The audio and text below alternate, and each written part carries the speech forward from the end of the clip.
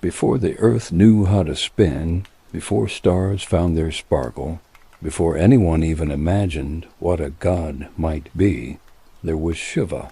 No name had yet been uttered, no timepiece ticked, no prayers whispered. The universe had not unfolded, space had not stretched its limbs, light and dark had not decided who would go first. In this weightless, timeless absence of everything, there was one presence. He did not arrive, he did not descend. He did not awaken, he simply was, and in his being there was stillness. Imagine a vast black ocean, unmoving, without ripples, without bottom or shore.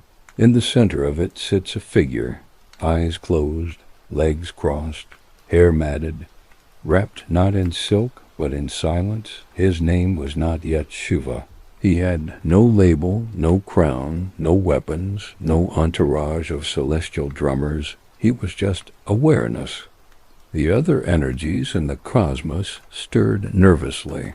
There was Brahma, itching to create, collecting raw materials of thought and substance.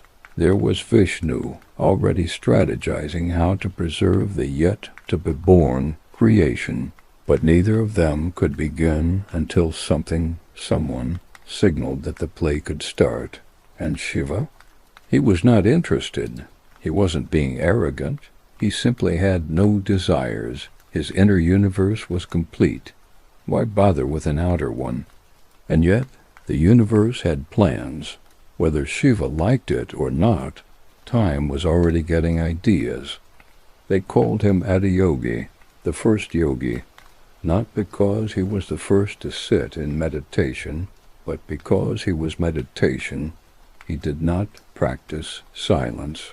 He was silence. He wasn't watching his breath. He was breath. Even the void respected him. Wherever he sat, whether it was the crest of Mount Kailash or the hollow space of non-existence, the atmosphere bent itself around him, like a student waiting patiently for the master to speak. But he never spoke. What could he say? There was no one to listen. There was no need for explanation. Truth doesn't raise its voice. For eons, Shiva sat. The snakes curled around his neck were not ornaments. They were metaphors for time, for fear, for rebirth. Even death found peace wrapped around him. His third eye, the eye that sees through illusion, remained closed, because illusion hadn't arrived yet. It was Brahma who eventually got tired of waiting. He rolled up his celestial sleeves and began creating first air, then water, then fire, then land, then tiny things that wiggled, then large things that roared. Vishnu, loyal as ever, took notes and made spreadsheets, ready to preserve this new experiment. Everything seemed to be falling into place. And yet it wasn't enough, because without Shiva, without destruction, without dissolution, creation was a mess of beginnings with no ends, like a party that no one ever left. Creation begged for balance, and balance was sitting quietly in meditation, blissfully unaware or uncaring, or maybe he was perfectly aware and just letting the others figure it out the hard way.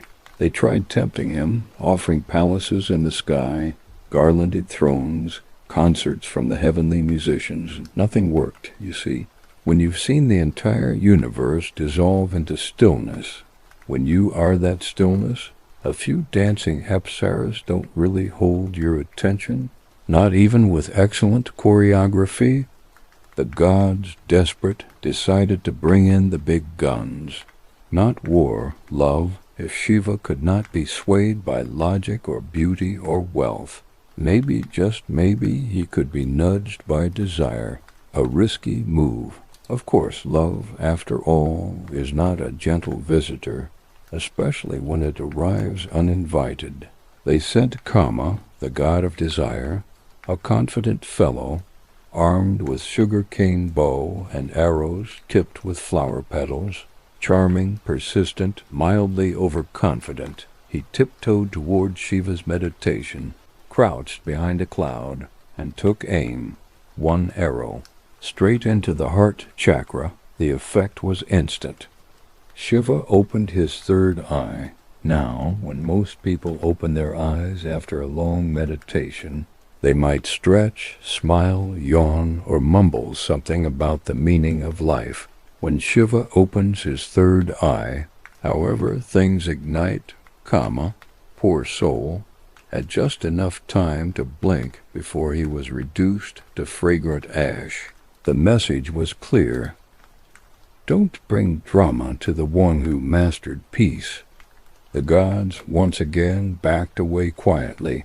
Maybe it was time to let Shiva be, but love had already been let loose, and it never travels alone. Even after Kama's dramatic exit, his influence lingered. Seeds had been planted. Something had shifted. Shiva had stirred, not much, but enough. Then came Sati. Now, Sati was no ordinary princess. She wasn't interested in gossip or jewels or high society rituals. She was born of Daksha, a powerful king with a neatly trimmed beard, sharp opinions, and an ego taller than Mount Meru. He was proud, traditional, and absolutely not a fan of ascetic forest-dwelling men who smeared themselves with ash and hung out in cemeteries. In other words, he hated Shiva. Sati, of course, fell deeply in love with Shiva the moment she laid eyes on him. Perhaps it wasn't just his form, though it was striking, in a rugged mountain man sort of way. Perhaps it was his stillness, his refusal to perform, his utter indifference to approval. While other men shouted their names into the wind, Shiva whispered nothing, and it echoed louder than any thunder. She approached him, not with demands or poetry or dance. She simply sat nearby, not too close, just enough. Shiva, ever the observer, noticed a flicker, perhaps a curiosity, a smile that didn't quite reach the corners of his lips. But the Himalayas noticed. It was not an instant love story. Shiva doesn't do instant. He does timeless, but slowly, gently, steadily. Something thawed. Maybe he admired her determination. Maybe he saw in her the mirror of his own fire, cloaked in calm. Whatever it was, the yogi and the princess became partners in silence. They married, not with grandeur or ceremony, no flying elephants or exploding lotuses, just vows exchanged under the sky, witnessed by mountains and wind. Sati was content. Shiva, in his own way, was at peace, but Daksha was furious. He could not accept this marriage. He saw Shiva as unwashed, uncouth, unsuitable. So when he held a great sacrifice, a grand ritual to honor the gods, he invited everyone except Shiva. This was not just a social slight. It was a cosmic insult. Sati, hurt and angry, decided to attend, not to protest, just to be there, maybe to remind her father that love is not a political arrangement, maybe to defend her husband's name. But when she arrived, the air was thick with mockery. Shiva's name was dragged through dust, and Daksha, in all his pride, welcomed her not as a daughter, but as a disappointment. Heartbroken, Sati realized she could not live in a world that insulted what she held sacred. She turned to the sacred fire and stepped in, not in anger, not in despair, but in an act of purity, a power. When Shiva found out, he did not cry, he did not scream, he did not curse the heavens. He roared, and that roar, silent or loud, who can say, cracked the sky. Grief has many forms. For some, it comes with tears and trembling voices. For others, it comes with silence, so complete that the world forgets to breathe. Shiva's grief was the latter. When Sati immolated herself at her father's sacrifice, something ancient and untouchable in Shiva collapsed. The one who had watched time unfold with the detachment of a mountain. Broke. He did not weep, not in the way mortals do, but his sorrow was cosmic, elemental, wild. He lifted her burnt body from the flames, cradling her in arms that had held nothing but air for millennia. He did not speak. He did not look at anyone. He walked through valleys, across rivers, over mountain tops, through rain, through sunlight, through snow. The earth tried to follow, but even she could not keep pace with his pain. Wherever he walked with Sati's body, the very laws of nature faltered. Trees shed their leaves in mourning. Animals stopped mating, fire grew cold, waters stilled. The planets, confused, slowed in their orbit. Time hesitated. Creation whispered to itself, "What happens when the destroyer cannot let go?" The gods, terrified, approached Vishnu, ever the problem solver. Vishnu knew that Shiva could not be stopped, but perhaps he could be freed, one by one. Vishnu used his divine discus to cut Sati's body into pieces, allowing each part to fall to the earth. It was not cruelty, it was mercy, and where each piece fell, a Shakti Peeth was born, sacred sites that even now pulse with her presence. When the last fragment left Shiva's arms, he stopped. He looked at his hands, now empty, and he sat down. He closed his eyes, and once again he returned to stillness. But this time it was not the stillness of peace. It was the stillness of devastation, a silence that had forgotten joy. The world limped on. Creation, preserved by Vishnu, continued to function. But without Shiva's dance there was no transformation. Without his gaze, no illusion could be burned away. And somewhere in the gentle hills of the Himalayas a girl was born, a girl who would bring him back. Her name was Parvati. She was not just anyone. She was Sati, reborn, her soul, fierce and ancient, had returned with purpose. But this time she would not burn herself to prove her devotion. This time she would make Shiva rise. Parvati grew up surrounded by the fragrances of mountain herbs and the songs of wild birds. Her father, Himavan, the spirit of the Himalayas, raised her with care. She was graceful, intelligent, and radiantly calm, but from a young age her thoughts were filled with one image, a man sitting beneath the sky, unmoved by the world, covered in ash, adorned with snakes. His eyes closed, but his presence vast. She knew him before she knew herself. It began like most troubles do with a disagreement. The Devas and the Asuras, gods and demons, were locked in an eternal tug of war. Neither side could claim full victory, yet neither could retreat. They fought for power, for immortality, for that elusive drop of nectar, the amrit, the divine elixir that could end all suffering, all death, all doubt. But the amrit was not easy to find. It lay hidden in the depths of the cosmic ocean, the Ksir-Sagar, the milky sea that held both poison and paradise.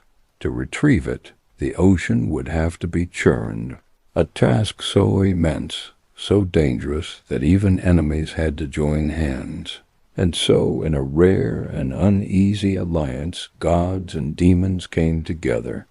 They chose Mount Mandara as the churning rod and Vasuki, the serpent king, as the rope, holding the mountain steady atop the back of the great tortoise Kurma, an avatar of Vishnu. They began to churn the ocean, back and forth, gods on one side, demons on the other. The ocean groaned, the sky trembled, and slowly treasures began to emerge, divine herbs, magical beings, celestial animals, wealth beyond comprehension. But then came the poison, thick, black, ancient, older than time, older than language. It spilled out, not as liquid, but as vapor, a gas so foul, so corrosive that even the clouds choked, the birds fell silent, the wind curled back on itself. The gods stepped away, eyes wide, hands trembling. Even the demons, greedy as they were, knew this was no treasure, this was death. The poison was called Halahala, and it did not ask for permission. It rose upward, hurling into the sky, ready to spread across the worlds, to poison air, water, earth, breath itself. For the first time in eons, the gods truly panicked. There was no plan, no weapon, no mantra that could contain it. Only one name came to mind. They turned to Kailash. They turned to Shiva. He had not been part of the churning. He had not asked for nectar. He had no stake in the squabbles of gods and demons, but he had heard the groan of the ocean. He felt the sky twist, and he had seen the poison rising. And when the universe needs healing, it turns not to its creators or its rulers, but to its destroyer.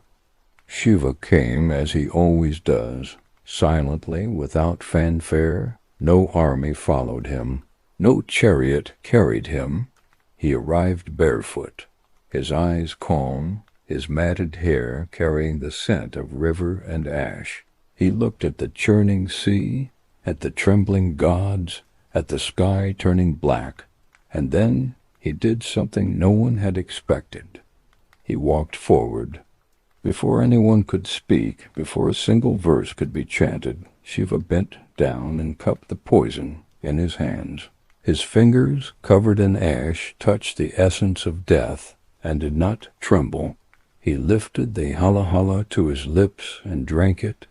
No hesitation, no drama, just a deep, steady breath.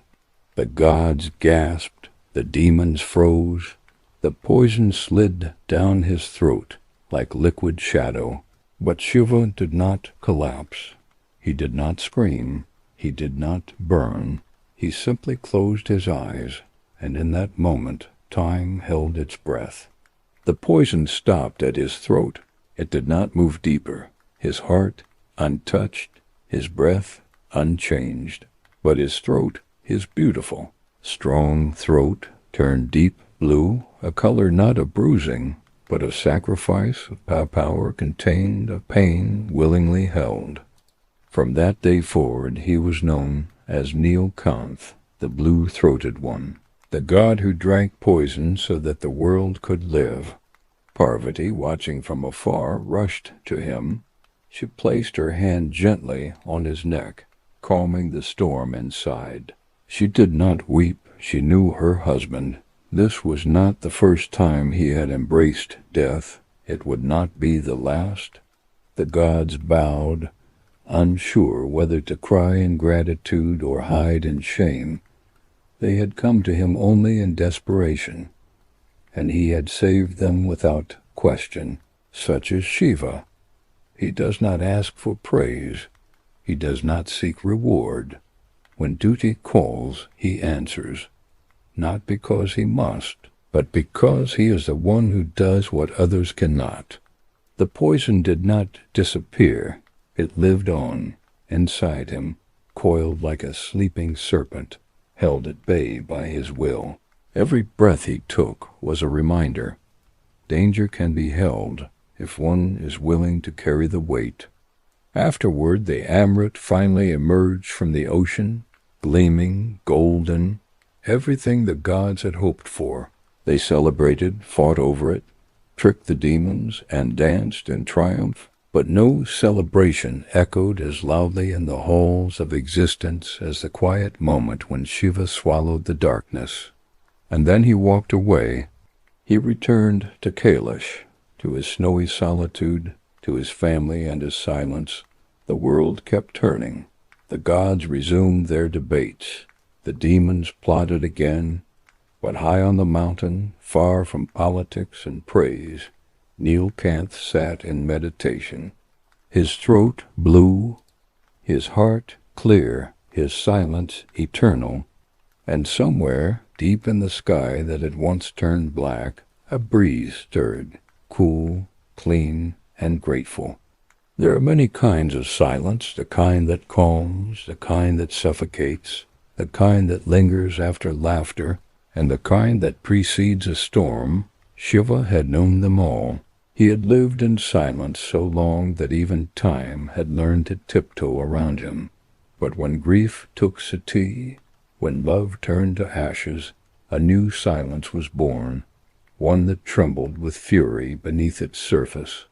When he lifted her burning body and wandered the world, he was not walking, he was waiting for something to break. And when Vishnu had severed the final memory from his arms, something did break, not outside, but within.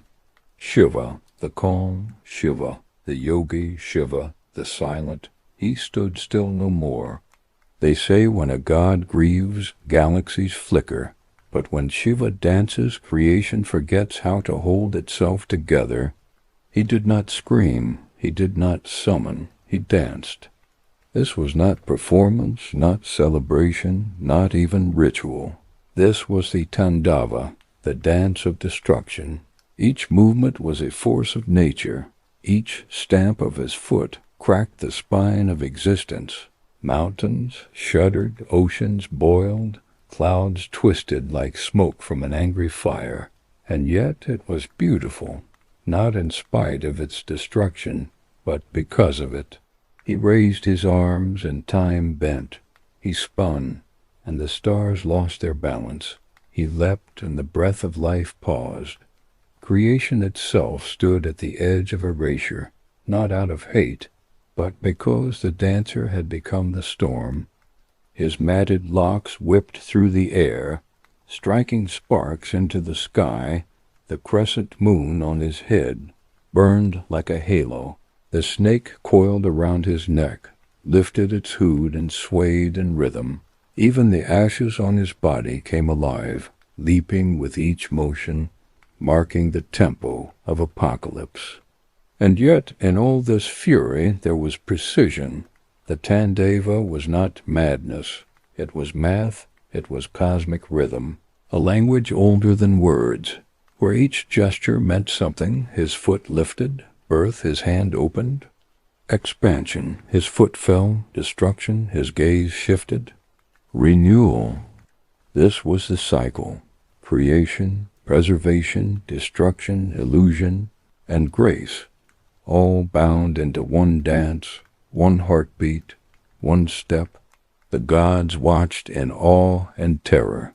They had seen Shiva in many forms, the meditating sage, the loving husband, the fierce protector. But this was the force behind the universe, revealed without filter, and they feared he would not stop, because what could stop a god dancing in his own grief? They turned to Parvati, not the Sati of fire and pain, but the Parvati of patience and presence. She had not yet become his partner in the truest sense, but she could feel the rhythm from afar. Like a song calling to her bones, she stepped into the storm, not with weapons, but with softness, not with orders, but with understanding. She did not try to halt him, she danced with him. Her movements were the echo to his thunder. Where he stamped, she turned. Where he spun, she glided. Where he roared, she breathed. And in that union the storm found balance. Tandava became Lasya. Destruction met grace, and rage met compassion. Their duet told the oldest story, that fury, when embraced by love, becomes transformation, that even destruction has rhythm, that Shiva is not to be feared, but to be understood. Slowly the earth stopped trembling, the fire cooled, the winds softened, and Shiva, the destroyer, exhaled. He looked at Parvati, not with fire in his eyes, but with recognition, not of who she was, but of who he had become with her by his side. He did not apologize. Shiva does not apologize. He transforms. And the world, now remade, looked up at the sky and whispered his name, not in fear, but in reverence. The dance ended, but the memory of it would echo through centuries, through temples carved in stone, through chants murmured in the dark, through hearts that broke and healed again. Shiva did not destroy to end the world. He destroyed to begin it anew. And sometimes, to truly understand love, you have to first watch it dance through loss. There are rivers that quench thirst, and then there are rivers that carry memory, prayer, and the very heartbeat of civilization. Among all rivers, one flows not just through valleys and cities, but through the verses of ancient songs, the hearts of millions, and even the strands of a god's hair. She is not just water, she is story, she is Ganga. But Ganga did not always flow on earth. She was celestial, untamed, radiant with a power no land could contain, and long before her waters kissed the soil of Bharat, she flowed in the heavens, shimmering like liquid moonlight, watched over by the gods far from mortal reach. Far below, on the dusty plains of earth, a king knelt in grief. His name was Bhagirath, a descendant of the great Sagara lineage, and the bones of his ancestors, long reduced to ash, cried out to him from a cursed end. Long ago they had perished without the rites that send souls peacefully into the next world. Their spirits lingered, restless, trapped between realms, because no sacred water had touched their remains. Bhagirath, a prince by blood but a sage by will, vowed to change this. He would bring Ganga down from the heavens to wash away the sins, the sorrow and the waiting. But how does one bring down a river that flows in the lap of the gods? Not with swords, not with politics, but with tapasya. He stood still for days, then weeks, then months. His body grew thin, but his resolve grew stronger. He abandoned comfort, gave up food, let the sun carve lines into his skin. He focused on one thought, one name, Ganga. Slowly the heavens took notice. The wind paused to listen. The trees leaned toward his stillness. Even Ganga herself felt the tug of his devotion. She appeared before him in a vision, majestic, luminous, draped in celestial garments, her laughter the sound of water over stone. "You have called me with great love," she said, "but do you understand what you ask?" Bhagirath bowed, wordless. "If I descend to earth in my full force," she warned, "I will shatter it. My waters are not gentle. I am not a stream, I am a flood. Who will receive me? Who will absorb my fury?" Bhagirath closed his eyes. In his mind there was only one name, Shiva. Ganga, curious, raised an eyebrow. "If he agrees, I shall come." Bhagirath's penance changed direction. Now his mind turned toward Kailash, toward the god of stillness who held poison in his throat and eternity in his silence. He began again, not 1 year, but several. Not one prayer, but thousands. Not one offering, but his very breath surrendered at the feet of Mahadeva. And one day, as the Himalayas blushed under the sunrise, Shiva opened his eyes. There are a few things that stir Shiva from meditation. A cry from the soul is one, a promise made in love is another. And when both arrive together, even the stillest god listens. He did not speak to Bhagirath. He did not need to. His presence was a set, his silence a sacred signature. Word reached the heavens. Ganga readied herself. She would descend, not like a whisper, but like a storm. With every note of the conch shells blown in the skies, she coiled herself like a serpent made of light. She gathered her force, her momentum, her pride, and then she leapt, she fell, from the heavens to the earth she crashed. Faster than lightning, louder than thunder, a column of divine water, meant to tear through mountains and crush cities with her brilliance. But she did not hit the earth. She hit Shiva's hair, and everything stopped. His locks tangled, ancient, thick with time, caught her like 1,000 serpents. They slowed her, twirled her, played with her like a child soothed in a cradle. Her force was absorbed, distributed, soft. Ganga writhed, confused and humbled. This was not the fall she had imagined. She had come to conquer. She ended up dancing through dreadlocks. She called out to Shiva, a hint of laughter in her voice now. "Will you let me go?" He opened one eye, smiled faintly, and loosened one lock. From it a single stream descended. It fell gently, weaving its way down the Himalayas, flowing toward Bajirath, who watched with tears pouring faster than the river itself. The gods, the sages, the elements all bore witness. The earth did not shatter. It sang. Ganga touched the ground and rippled across it like a blessing. Her waters cleansed the ashes of Bajirath's ancestors, washing away generations of sorrow. Their souls at last were freed. But Ganga did not stop there. She flowed on, gathering the prayers of children, the dreams of elders, the ashes of kings, the hopes of widows, the chants of monks, the sins of pilgrims, the laughter of lovers. She became more than water. She became memory. And yet, no matter how far she flows, no matter how many cities rise on her banks, no matter how many prayers are whispered into her waves, a part of her always remains curled in the matted locks of Shiva. She remembers the hand that caught her, the hair that held her, the god who said nothing and gave everything. And Shiva?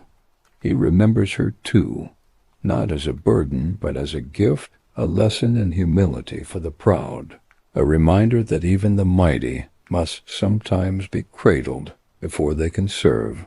To this day, when Ganga flows through Varanasi or Haridwar, when her waves lap at the feet of the faithful, her journey continues, from the sky to the soil, from power to patience, from divine pride to sacred service, all because one man prayed, one river listened, and one God caught the fall. In the age of kings and warriors, of palaces that touched the sky, and arrows that flew like whispers of wind, there was one archer whose name echoed even in the mouths of gods. Arjuna, the son of Pandu, disciple of Dronacharya, and future wielder of the Gandiva bow. But greatness, like gold, must be tested in fire. The Mahabharata had not yet reached its crescendo. The Kurukshetra war was still a prophecy, its echoes only beginning to form in the minds of the sages. Yet even then, the balance of Dharma was trembling. Arjuna knew that the path ahead would be soaked in blood, even if walked in righteousness. To fulfill his destiny, he would need a weapon not forged by men, but gifted by the gods. And so he turned to the forests, leaving behind the comforts of his brothers and the safety of royal protection. Arjuna went into exile, not as a punishment, but as a pursuit, not of peace, but of power, of grace, of something more than skill. He walked barefoot through thorn-laced underbrush. He slept under trees. He ate what the earth offered, and then, when the outer world was quiet, he began his tapasya. He stood still, eyes closed, breath even, mind sharp. Days passed, then weeks, then months. The forest changed. Animals no longer feared him. The wind began to circle him like a curious child. Even the trees seemed to bend ever so slightly, as though watching his form. His concentration burned like fire, and eventually that fire reached the heavens. It is said that when mortals commit themselves to discipline so severe, so sincere, the gods must pay attention, and Shiva, he does not ignore fire, he respects it, But Mahadeva is not a god of easy blessings. He tests. And so one morning, as the dew still clung to the leaves, and the birds had barely begun their songs, a wild boar charged through the forest. It ran madly, grunting and snorting, thrashing through branches. Eyes bloodshot with primal fury, Arjuna, startled but focused, immediately drew his bow. He narrowed his eyes, tracked the beast's movement, and loosed an arrow. But at that very moment, from the shadows of the trees, another arrow whistled. Sleek, silent, equally deadly, the boar fell, pierced by two shafts, one from Arjuna, one from an unknown archer. From between the trees a hunter emerged. He was unlike any ordinary man, muscular, bare-chested, with matted locks, a bow slung over his shoulder, and a smirk that hinted at timeless mischief. His skin shimmered faintly with ash. His eyes glowed with quiet fire. This was Kurt, the wild hunter. But behind the disguise, behind the earthy form and the rough laughter, stood someone far greater. It was Shiva. Arjuna, not knowing the truth, stepped forward. "That was my kill," he said, voice calm but firm. The hunter laughed, a laugh like the crack of dry wood underfoot. "Then why does it carry my arrow?" "It carries mine too," Arjuna replied. "I shot first." "Does the forest belong to you, Prince?" The hunter challenged, stepping closer. "Is every beast your property?" "I do not claim ownership," Arjuna said, his voice steady, "but I will not let my skills be insulted." "Then show me," said the hunter, raising his bow. No more words, just tension, just silence, just two warriors, one mortal, one divine, facing each other beneath a canopy of leaves, where even sunlight dared not intrude. The duel began, arrows flew, not like weapons, but like arguments, like music. One after another they danced through the air, split through bark, curved around trees, met in mid-flight and shattered into sparks. Arjuna's eyes burned with focus, his arms moved with grace, his feet barely touched the earth. But no matter how sharp his aim, no matter how fast his hands, the hunter met every arrow and answered it with one of his own. Then, in one instant of divine speed, the hunter rushed forward and broke Arjuna's bow. The forest gasped. Arjuna stumbled back, breath heaving. He was unarmed, bruised, but not broken. He picked up his sword, lunged, but the hunter caught the blade with 2 fingers and smiled. Arjuna fell to his knees, and then he did something unexpected. He folded his hands, bowed his head, and placed a garland on a nearby Shivalinga, a symbol of the very god whose form stood before him. "I surrender not to a hunter," he whispered, "but to the one who watches through every eye." The hunter laughed once more, but this time there was something divine in the tone. A soft light began to shine around him. The bow faded, the skin shimmered, the ash glowed, the disguise dissolved. Before Arjuna stood Mahadeva, Shiva himself, smiling, eyes filled with pride. "You fought well," he said, "not just with weapons, but with humility." Arjuna bowed deeper, tears welling in his eyes. "You did not yield when challenged," Shiva continued, "but you bowed when wisdom called. That is true strength." From the air a weapon descended, radiant, sharp, crafted from the breath of thunder and the silence of night. It was the Pashpatastra, Shiva's divine missile, capable of dissolving creation itself, yet obedient to the one who holds Dharma above ego. Arjuna accepted it with trembling hands. "You may never need it," Shiva said, "but should the time come, it will obey only one who obeys his own soul." And just like that, Shiva vanished, no thunderclap, no dramatic exit, only the rustle of leaves and the echo of a truth learned in combat. Arjuna sat in the forest, heart still racing, eyes still wide. He had come seeking a weapon, he left carrying a blessing. And somewhere high on Mount Kailash, Shiva smiled, because it was not the arrow that pleased him, it was the devotion behind it. In the stillness of the Himalayas, among snows that never melted and winds that sang only to the wise, a child was born. Not in a palace, not with fanfare, but in quiet divinity. He did not cry, nor did he cling to his mother's breast with need. He opened his eyes, and the fire of 1,000 suns shimmered behind them. This was Kartikeya, the son of Shiva and Parvati.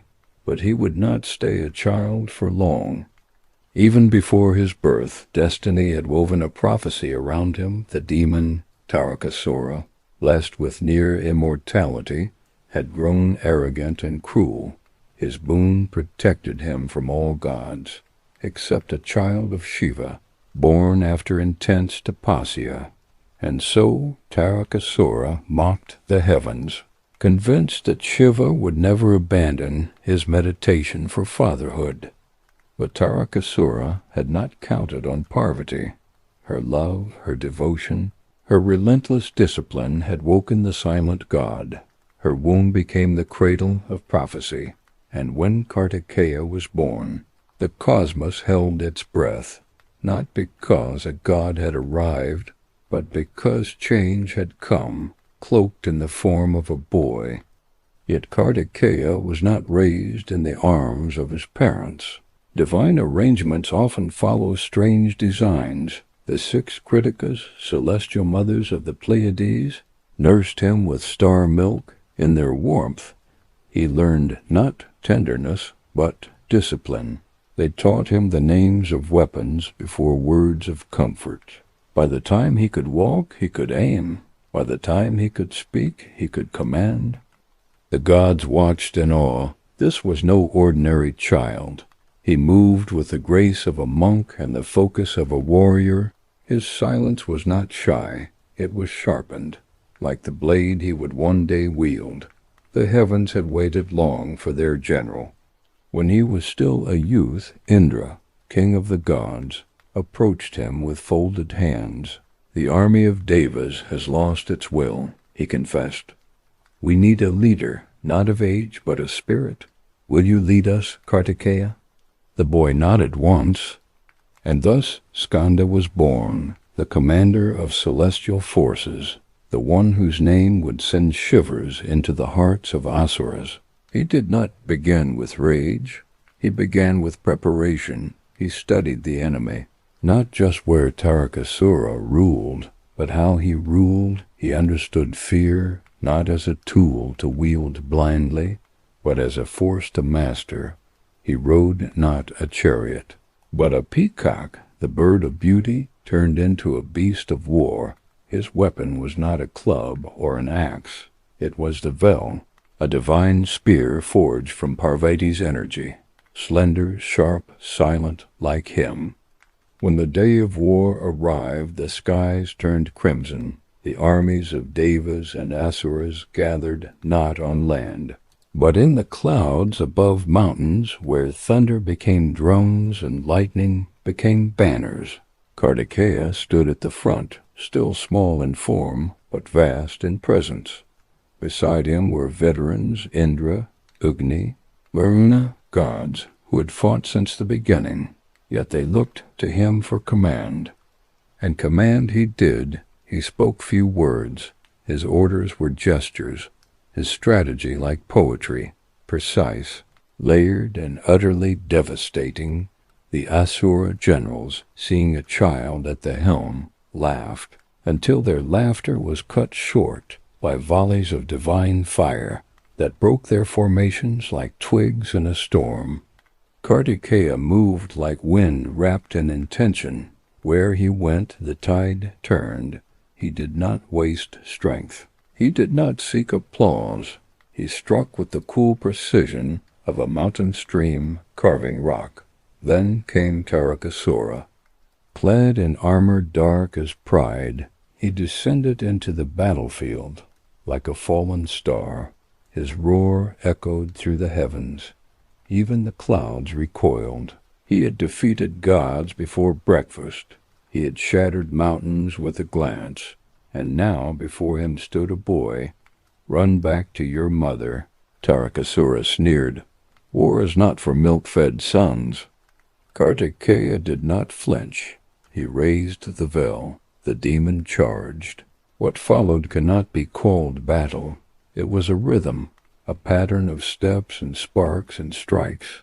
Every blow Tarakasura dealt was answered before it landed. Every roar met with silence. The demon's strength began to fade. Not because Kartikeya was stronger, but because Kartikeya did not waste energy on anything except truth.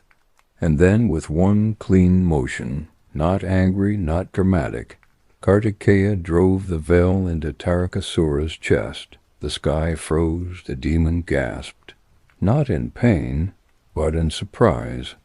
"This cannot be," he whispered. "I was promised I could not die." "You were promised you could not die by gods," Kartikeya said softly. "I am more than that, I am purpose." Tarakasura fell, and with him fell the fear that had choked the heavens for generations. The gods erupted in celebration. Flowers rained from the skies. Conchs blew across the three worlds. But Kartikeya did not smile. Victory, for him, was not cause for pride. It was a completion of duty. He returned to Kailash. There Parvati waited with eyes full of the mother who had prayed for him, and Shiva waited with the calm of the father who had foreseen this moment in silence. They did not praise him. They welcomed him. Kartikeya stood before his father. Shiva looked into his son's eyes and saw not youth, not ambition, not exhaustion, but stillness, the stillness of a mountain after a storm. "You have done what I would have done," Shiva said. "But in your way," Kartikeya bowed. He did not ask for a kingdom. He did not demand a throne. His place was not in palaces or scriptures. His place was wherever duty called. In the south he became Murugan, lord of the Tamil lands, worshipped with drums and lamps. In the north he was Kumara, the eternal youth. To some he was a god of war, to others the god of celibacy and strength. But to Shiva and Parvati he remained their son, fierce, focused, forever walking the path of purpose. And so Mahadev's family expanded again, not in size, but in story.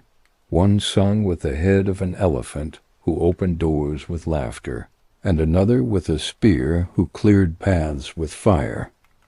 Together they represented what every soul must seek: wisdom and will, love and discipline, softness and strength. On Kailash snow still fell, wind still howled, but now there were footsteps, the footsteps of a child who had become a commander and then returned home, not with blood on his hands, but peace in his heart. Chapter 10. Ardhanarishvara, the divine union of Shiva and Shakti. High above the mortal world, where even time forgets to tick and wind forgets to blow, sits a mountain that has no peak, for it touches not the clouds, but the silence beyond them, Mount Kailash.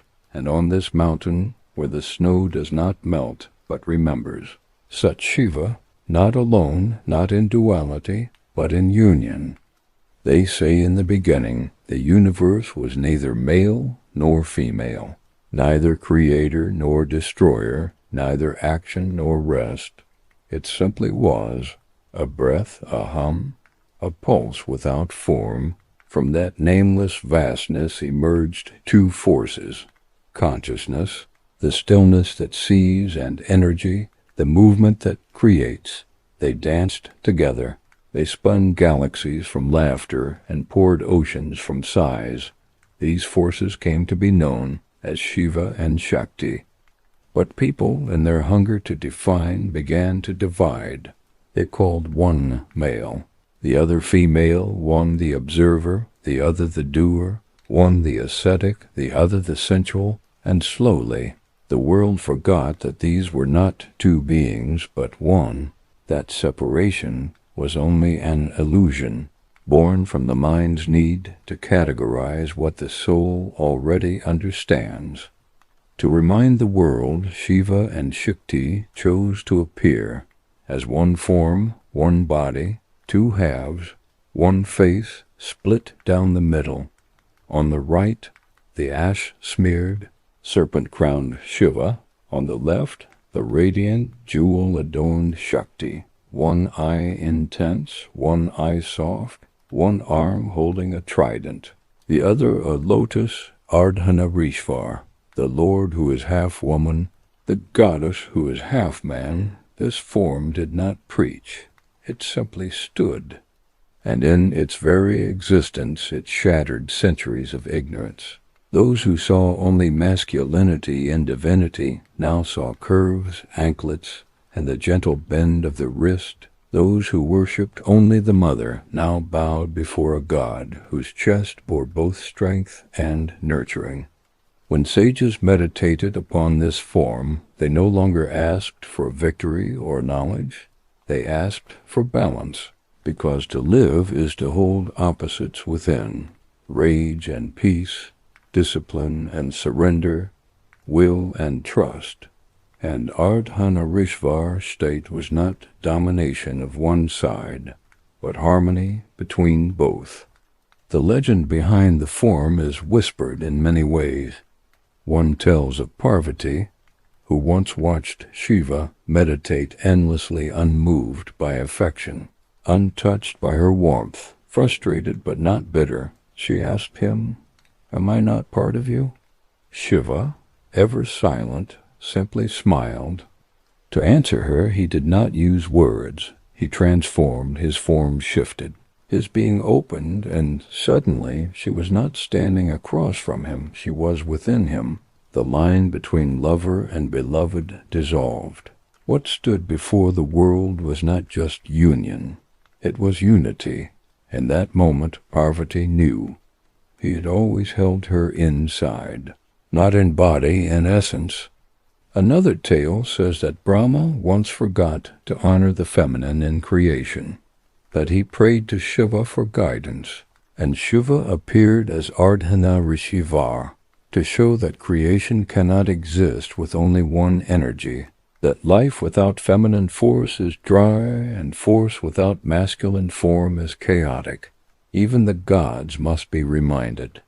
But Ardhanarishvara is not just a divine answer to theological questions. It is an answer to every human heart that has ever felt torn between two truths. Have you ever been told to be strong but felt soft? Told to lead but longed to follow? Taught to act but yearned to be still? Ardhanarishvara smiles at these contradictions, because they are not contradictions. They are the truth of existence. You are both. You are the silence of Shiva and the music of Shakti. You are the hand that strikes and the one that heals. You are the warrior and the weaver, the ascetic and the artist. This is not confusion. This is completeness. And Shiva, who is often portrayed as the god of destruction, reveals in this form his deepest secret, that the greatest power is not in breaking, but in blending. He teaches not how to conquer others, but how to reconcile the storm inside. And Shakti, who is often worshipped as the goddess of fertility, shows that her womb births not just children, but galaxies, that she does not need to be adorned. She is the adornment. She is not just the muse. She is the mind. Together they walk, not side by side, but as one step, one breath, even their dance. Once fierce and separate, Tandava and Lasya now become one rhythm. In Ardhanarishvara, the spine is Shiva, upright, unwavering, and the heartbeat is Shakti. alive, expressive. They do not fight for space, they share it, and the universe. Watching this sacred balance breathes ear. Temples across Bharat still carve this form into stone, half draped in silks, half bare-chested, half moon in hair, half flowers. Devotees offer both kumkum and vibhuti. Bells ring in masculine and feminine frequencies, and those who bow here walk away with a strange peace, as if the chaos inside them has been gently kissed into stillness. The form of Ardhanarishvara also teaches the world another truth, that identity is fluid, that the soul wears many clothes, that the outer appearance is a costume. The dance within is what matters. In today's world where people struggle with labels, gender, roles, expectations, Shiva and Shakti laugh gently from beyond, saying, "Why choose one when you are both?" This is not rebellion, this is realization, and realization is the softest kind of liberation. Even among the gods, Ardhanarishvara remains the most mysterious form, not because it hides something, but because it shows everything. It reveals that every Shiva has a Shakti within, and every Shakti holds a Shiva in her bones. And those who truly understand this form never feel lonely again, because they carry both voices inside, because they walk the world not trying to become something else, but simply remembering what they already are. On Kailash, when the world sleeps, Ardhanarishvara still dances, and the snow listens, and the stars draw a little closer, not out of curiosity, but out of longing, because even the galaxies wish just once to feel what it's like to be complete. Some names carry more than history. They carry heat, weight, fire. Ravana was one of them. Born to a sage, learned in the Vedas, a master of music and tantra, and yet crowned with 10 heads, not just as a sign of knowledge, but as a symbol of excess. Excess of thought, excess of desire, excess of ego. Ravana was not evil, he was not mad, he was vast, and vastness often forgets its own edges. He ruled Lanka, a city carved from gold and ambition. He had conquered kings and cowed gods, even the Navagrahas, the planets, bent to his will. He had the knowledge of Brahma, the devotion of a seer, the valor of a warrior, and the pride of a storm. But the one thing he longed for, the one summit he had not scaled, was Shiva, not to destroy, not even to challenge, to possess. Ravana, in his hunger, did not want to worship Shiva. He wanted to own him. He saw the destroyer sitting atop Mount Kailash, alone, quiet, still, and mistook that stillness for something passive. He decided one day to visit Shiva and bring him home to Lanka. He would install the Mahadeva himself in his golden halls, not as an idol to be bowed to, but as a prize displayed beside his conquests. He did not come with an army, he came with determination and arrogance. As Ravana neared Mount Kailash, the winds grew colder, thinner, birds flew lower. Even the clouds moved aside, because what stood before him was not just rock and snow. It was Shiva's throne, a mountain not just in size but in spirit. And Ravana, mighty, brilliant, blindingly proud, stood at its base and laughed. "So this is where you sit," he said aloud, "while the world spins and bows, alone, far from the cities you could rule?" There was no answer, just silence, the kind that doesn't argue, the kind that already knows. Ravana placed his hands beneath the mountain, and then he lifted. The earth cracked, the rivers gasped, birds fled, the mountain, ancient and eternal, rose. Not fully, but enough for the gods to tremble. enough for the sages to drop their chants mid-verse, enough for the sky to wonder if this was the end of balance. And atop Kailash, Shiva opened one eye. Not in surprise and amusement, he did not panic. He did not call upon celestial armies. He simply pressed his toe down, just one toe, and Ravana screamed. Not from injury, but from something deeper. His bones buckled. His strength, unmatched until now, began to collapse inward. His arms trembled, his legs bent. The weight of Shiva's toe was not just physical, it was spiritual. It carried lifetimes of stillness, eons of meditation, the full gravity of the cosmos held by the God who dances in death and breathes in eternity. Ravana fell, crushed not under stone, but under his own ego. He howled, not in pain. In realization, for the first time, Ravana understood. Shiva could not be moved, not by strength, not by ambition, not by desire. He was beyond conquest, beyond flattery, beyond possession. He was not the kind of God one carries. He is the kind one surrenders to. And so Ravana did. He did not retreat. He did not flee. He folded his hands, prostrated himself beneath the mountain he had tried to lift, and began to sing, yes, sing, because Ravana, for all his faults, was a master of vina, of raga, of sacred sound, and from beneath the crushing weight of Kailash, he composed one of the greatest hymns ever offered to Shiva, the Shiva Tandava Statram. Each verse a fire, each word a drop of surrender. His voice echoed across the three worlds, fierce, urgent, dripping with devotion born not from success, but from failure. He sang of Shiva's matted locks, his serpent ornaments, his crescent moon, his third eye, his dance of destruction, and the ash that adorned his skin. He painted with sound, and in doing so, he humbled himself completely. And Shiva listened. He always listens. He did not laugh at Ravana's fall. He smiled at his awakening.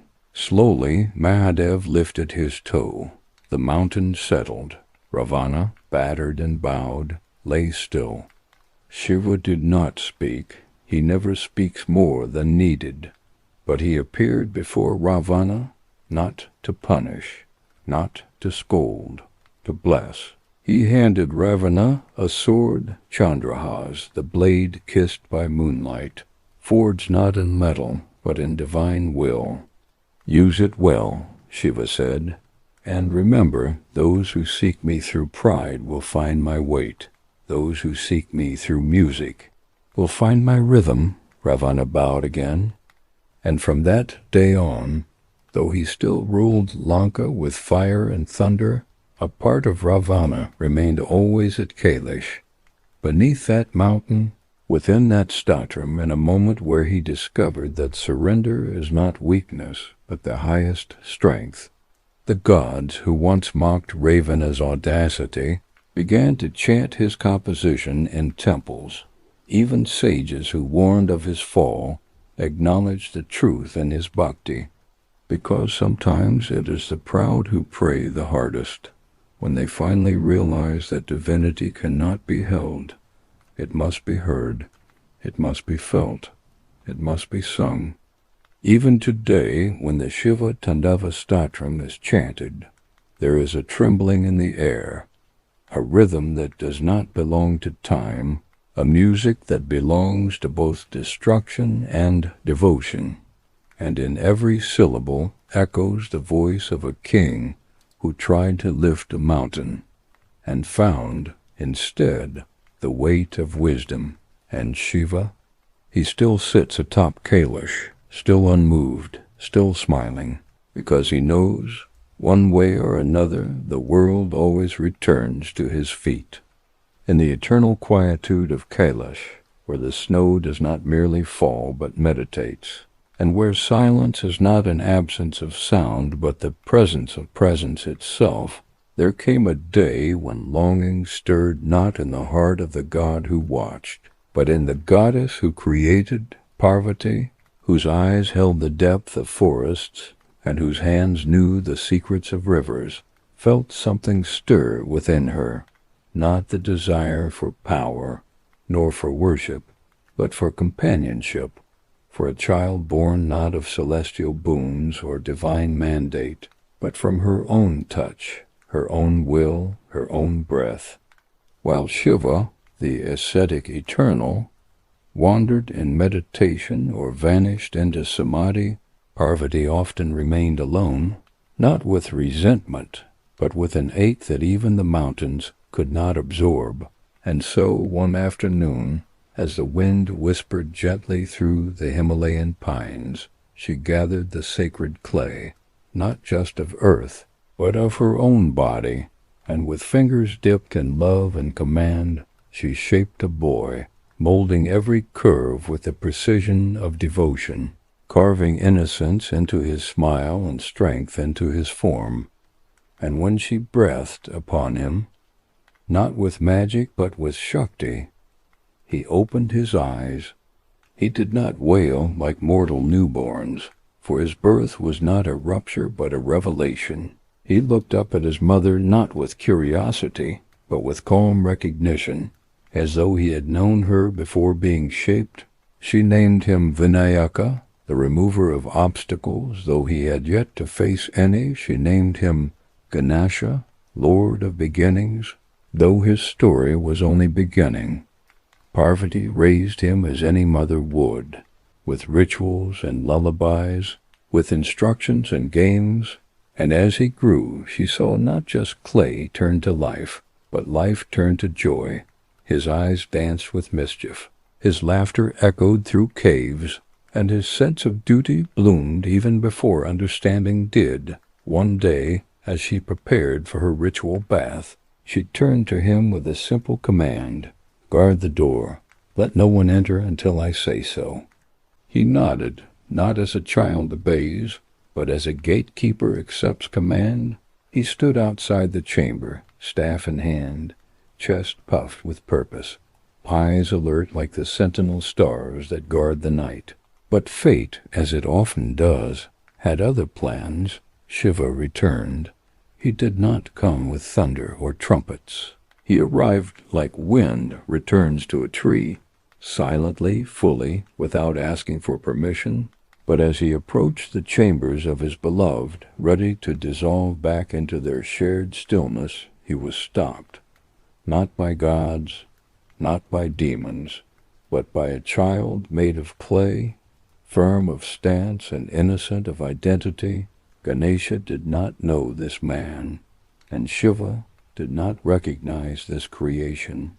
"I must enter," Shiva said, his voice neither demanding nor soft, simply absolute. "You may not," the boy replied, with a firmness unshaken by the divine force before him. Shiva was surprised, but not angry. Not yet. Who was this boy who defied the god whom time itself obeyed? He stepped forward, but Ganesha raised his staff. He did not curse. He did not flinch. He simply stood as instructed, and the mountain, for the first time in eons, held its breath. When Shiva's attendants, the Ganas, tried to intervene, Ganesha struck them back with strength that belied his age and size. The commotion grew, the tension rose. Parvati remained unaware, immersed in her prayers, while outside her son faced the fury of gods without knowing why. And then Shiva, now surrounded by confusion, his pride challenged, his authority questioned, raised his trident. He did not do so out of rage, but out of divine reflex. He was not just a husband. He was Mahadeva, the cosmic force that balances creation and destruction. And when his weapon flew, it obeyed him without question. The boy fell, the staff clattered, the silence shattered, Ganesha's head was severed, and the world for a moment tilted. When Parvati emerged and saw her son, her creation, her joy, her clay and breath turned cold. She did not scream. Her sorrow was quieter, heavier, more dangerous than grief. Her eyes turned dark, not with vengeance, but with unbearable loss. And when Shakti grieves, the universe trembles. She looked at Shiva, not with hatred, but with a demand that rose from the core of every mother who has ever lost a child. He understood in that moment the ascetic god who dances on the edge of galaxies, who drinks poison and silences storms, felt what it meant to break something sacred without knowing its worth. He did not beg, he did not explain, he acted. He sent his Ganas across the lands with one command. Bring me the head of the first creature you see, one that sleeps facing the north. They searched, and they found an elephant, ancient and noble, lying in surrender beneath the stars. They offered a silent prayer and returned with its head. Shiva, with hands that destroy and heal, placed the elephant's head upon the still body. He closed his eyes, whispered mantras woven from the threads of time, and breathed life back into the boy. Ganesha opened his eyes again, slower this time, wiser somehow. He looked at his father not with confusion or fear, but with the serenity of one who had crossed the veil and returned. Parvati wept, not just from sorrow now, but from awe. Shiva knelt before his son and placed a blessing upon his large, gentle head. You shall be worshipped before all others. You are the guardian of beginnings, the remover of obstacles, the Lord of wisdom and peace. Where you are present, success shall follow. And so the boy of clay, broken and mended by gods, became the most beloved deity of all, Ganesha, the one whose very name invokes clarity, whose trunk symbolizes adaptability, whose ears absorb wisdom, and whose round belly carries the entire universe in playful ease. Temples rose in his name. Poets sang of his birth, not with sorrow, but with reverence. Children looked to him before learning to write. Travelers prayed to him before taking a step. Even gods waited for his blessing before beginning their wars and yanas. For in Ganesha the world saw not just divinity, it saw the truth, that creation and destruction, love and loss, instruction and defiance, all belong to the same story, and in that story the clay remembers the breath forgives the clay, and the dance begins again. There are moments in cosmic history that do not belong to any one god or demon, any one story or scripture, but to the pulse of the universe itself, when the stars hesitate in their orbits, when time pauses its eternal ticking, and when even the ocean dares to reveal what it has hidden since the beginning. One such moment rose from the depths of the Kshirosagar, the ocean of milk, where devas and asuras, desperate and determined, came together not for battle, but for survival, and at the heart of their desperation lay one pursuit, the nectar of immortality, Amrit, a golden promise resting deep beneath the waves, guarded by the weight of karma and the churn of consequence. The gods, wearied by time and loss, weakened by curses and imbalance, found themselves powerless against the tide of decline. The asuras, ever scheming and insatiable, sought dominance over both heavens and earth. And in that strange alignment of need and ambition, an alliance was formed, fragile, temporary, impossible. Vishnu offered the plan. Mandara mountain became the churner. Vasuki, the serpent king, volunteered as the rope, and the vast ocean itself agreed to yield its hidden treasures, but only when stirred with effort, with focus, with sacrifice. As the churning began, the world trembled. The mountain, placed on the ocean's surface, began to sink, and Vishnu, ever playful and wise, took the form of a turtle, Karma, to bear its weight. The rope coiled, the hands of gods and demons pulled in rhythm, and the sea surrendered its secrets slowly, reluctantly, one miracle at a time. Out came Kamadinyu, the divine cow of abundance, Aravata, the elephant of Indra, the celestial Apsaras, the moon, jewels, the Parijat tree, and even Lakshmi, the goddess of fortune, who rose from the waves like dawn, emerging from darkness. But not all gifts come bathed in gold. Not all secrets are kind. From the heart of the ocean, before Amrit could emerge, came something else, ancient, primal, and deadly. It had no form, no name that could be spoken without trembling. It was not fire, but it burned, not liquid, but it flowed, a dense, black, acrid poison, hala hala, capable of devouring creation itself, capable of turning breath into ash and light into shadows. The moment it surfaced, the sky dimmed, birds fell silent, the churning stopped, and every face turned pale with terror. The Devas stepped back. The Asuras recoiled. The sages and seers chanted verses with cracked voices. Even the ocean seemed to regret what it had released. For this poison was not meant for gods or demons. It was meant to be untouched, buried, forgotten. But it had surfaced, and now someone had to contain it. The silence that followed was not just fear, it was anticipation. For every eye, every soul, every prayer turned in one direction, Kailash, toward the one being who could drink fire and remain composed, who could swallow annihilation and still meditate, who could hold death in his throat and offer life from his smile. Only one name passed from mouth to mouth, without debate or hesitation, Shiva, and he came, not in a chariot of lightning, not with armies, not with fanfare or flame. He walked barefoot, calm, with a crescent moon on his head and snakes wrapped around his throat, like ornaments of patience. As he stepped near the churning sight, the Devas bowed with reverence, the Asuras with awe, and the ocean with guilt. He did not ask questions, he did not demand explanations.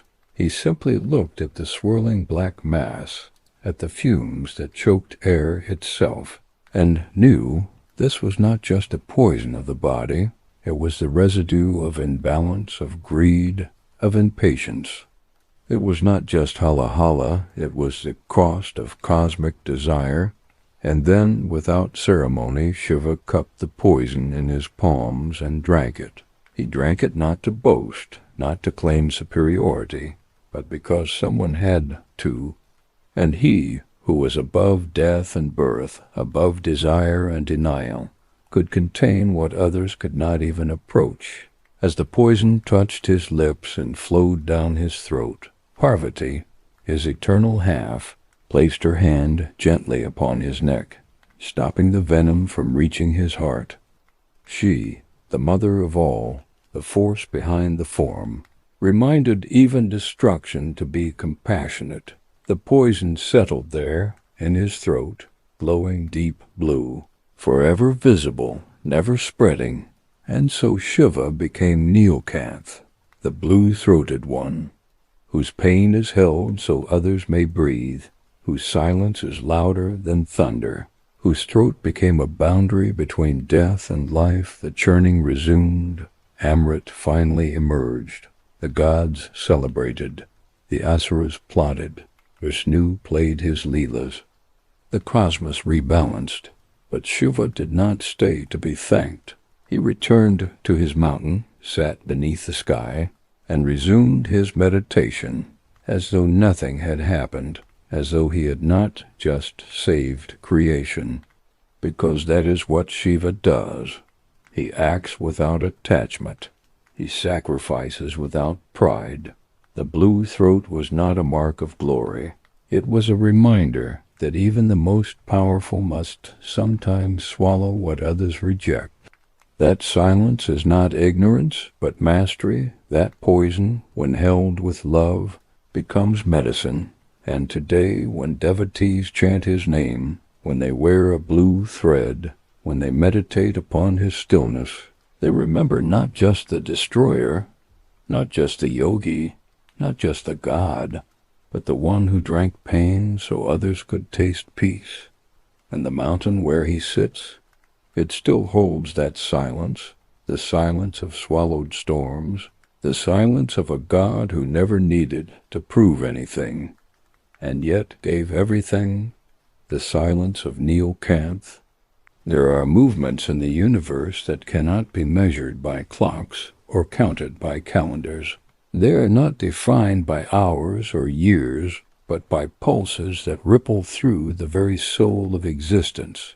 And at the center of these eternal rhythms, where creation begins and destruction ends, there stands Shiva, not in silence this time, but in motion. For when the cosmos needs to breathe again, not with stillness, but with energy, Shiva dances, not upon the earth, but upon the threads of time itself.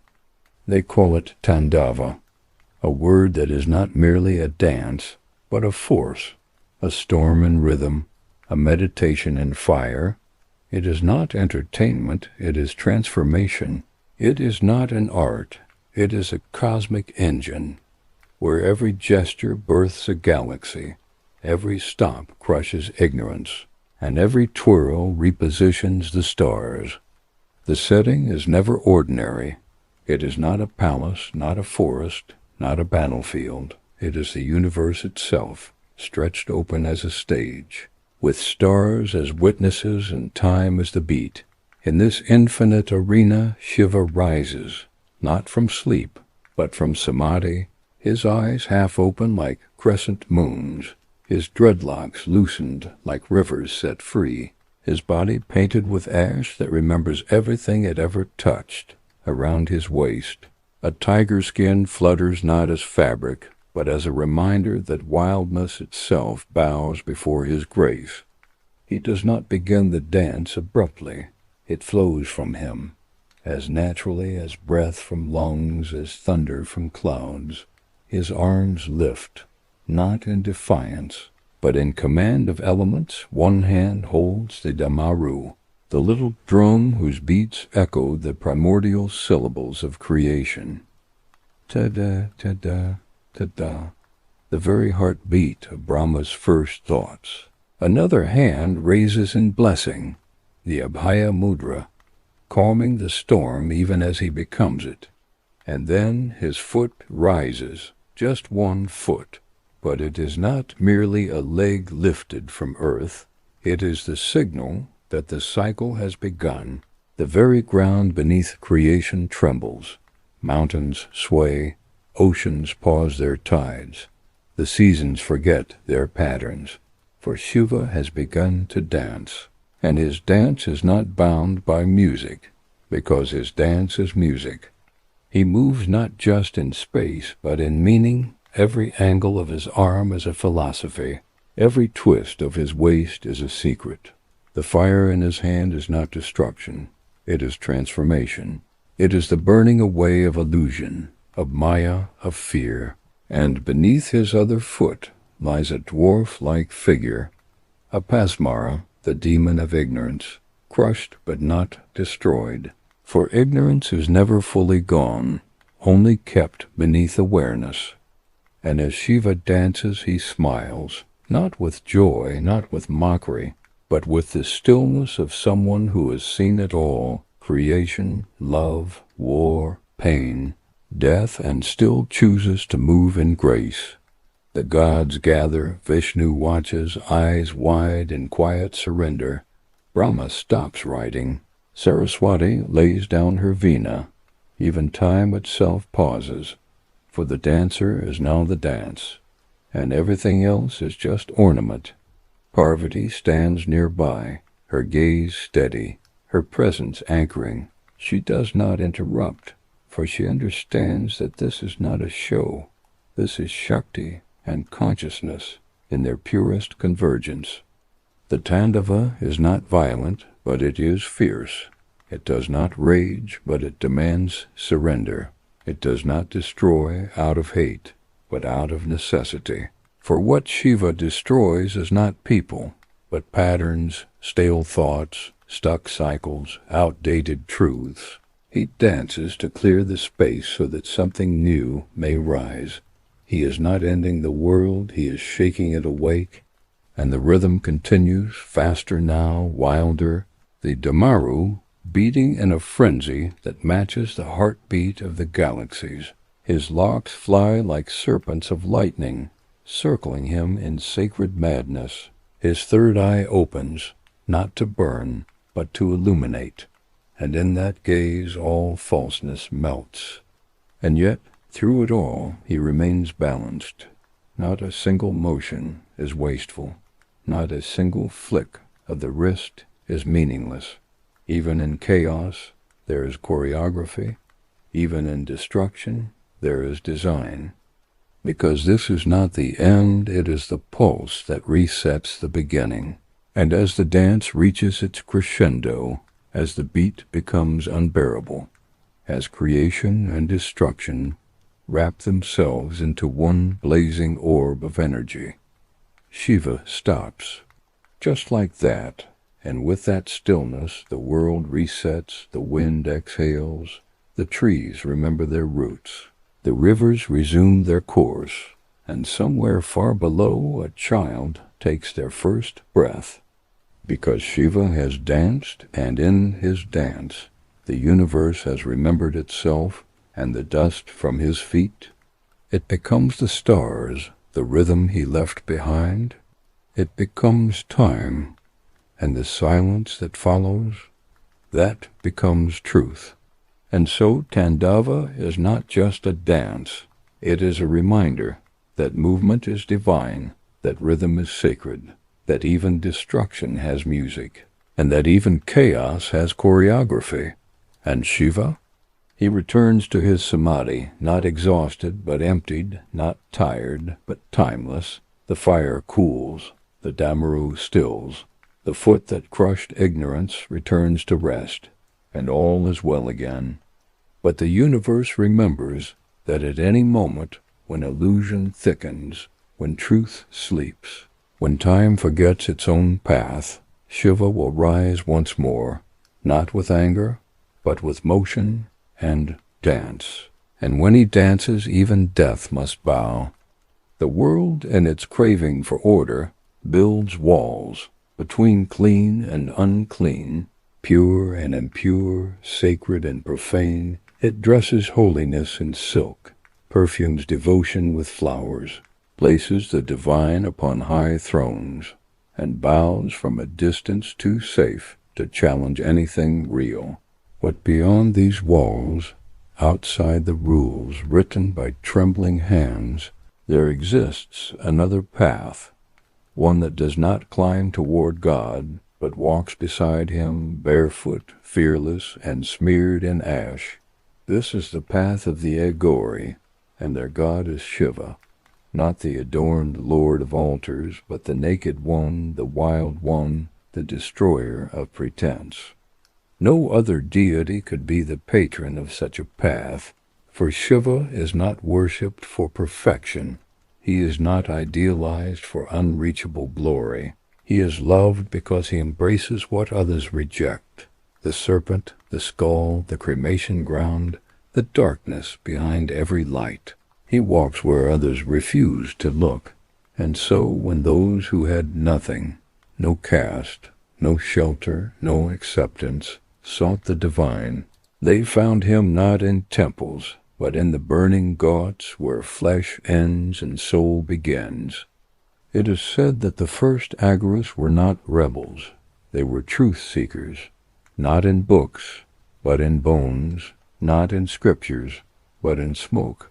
They walked into cremation grounds not with fear, but with folded hands, not to disturb the dead, but to sit beside the truth of impermanence, While others ran from death, they faced it, touched it, wore it.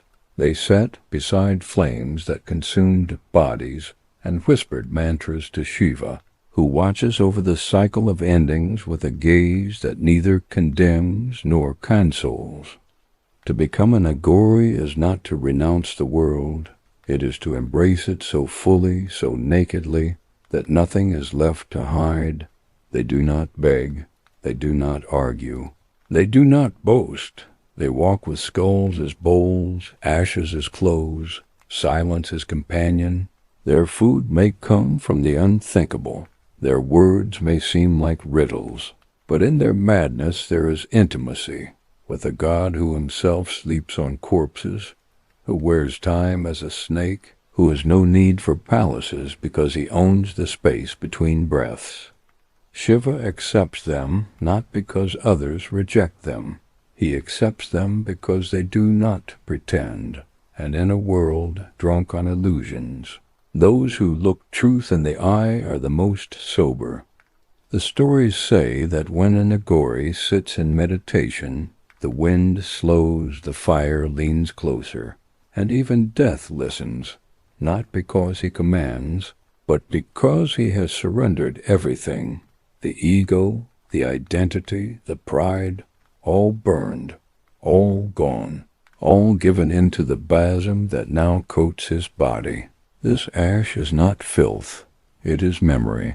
It is the reminder that everything once beautiful must turn to dust, and in that dust Shiva dances. One such Aghori, nameless as the wind, once sat for days by the Ganges, staring into the funeral pyres. He spoke to none. He asked for nothing. He only chanted, Shivaham, Shivaham. I am Shiva. It was not arrogance, it was remembrance. He was not declaring himself a god. He was peeling away the layers of the self until only the divine remained. One night, as the flames dimmed and the moon rose above the river like a coin tossed by the sky, Shiva appeared, not with lightning or roar, but in stillness, sitting beside him, quiet as breath. He did not speak, neither did the Aghori. They sat, one who had given up everything, and one who never needed anything. And in that silence, there was no difference between them, because the Aghori had not become Shiva. He had simply realized that there was never a separation to begin with. The world, meanwhile, continues to misunderstand. It calls them madmen, cannibals, outcasts, while painting gods in gold and covering altars in silk. But Shiva smiles from beyond such misunderstandings, and every time an Aghori walks into the burning ground, unbothered by fear or judgment, Mahadeva rises to meet him. Their bond is not decorative, it is elemental. They are his reflection, not in form, but in fearlessness, not in rituals, but in rawness, not in words, but in wisdom that comes only when everything else is stripped away. Even today, in Kashi and on the banks of the Narmada, they wander, their eyes distant, their breath steady, their chants carried by smoke. They do not seek followers. They do not ask for understanding.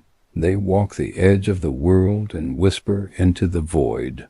And the void, when it listens, whispers back.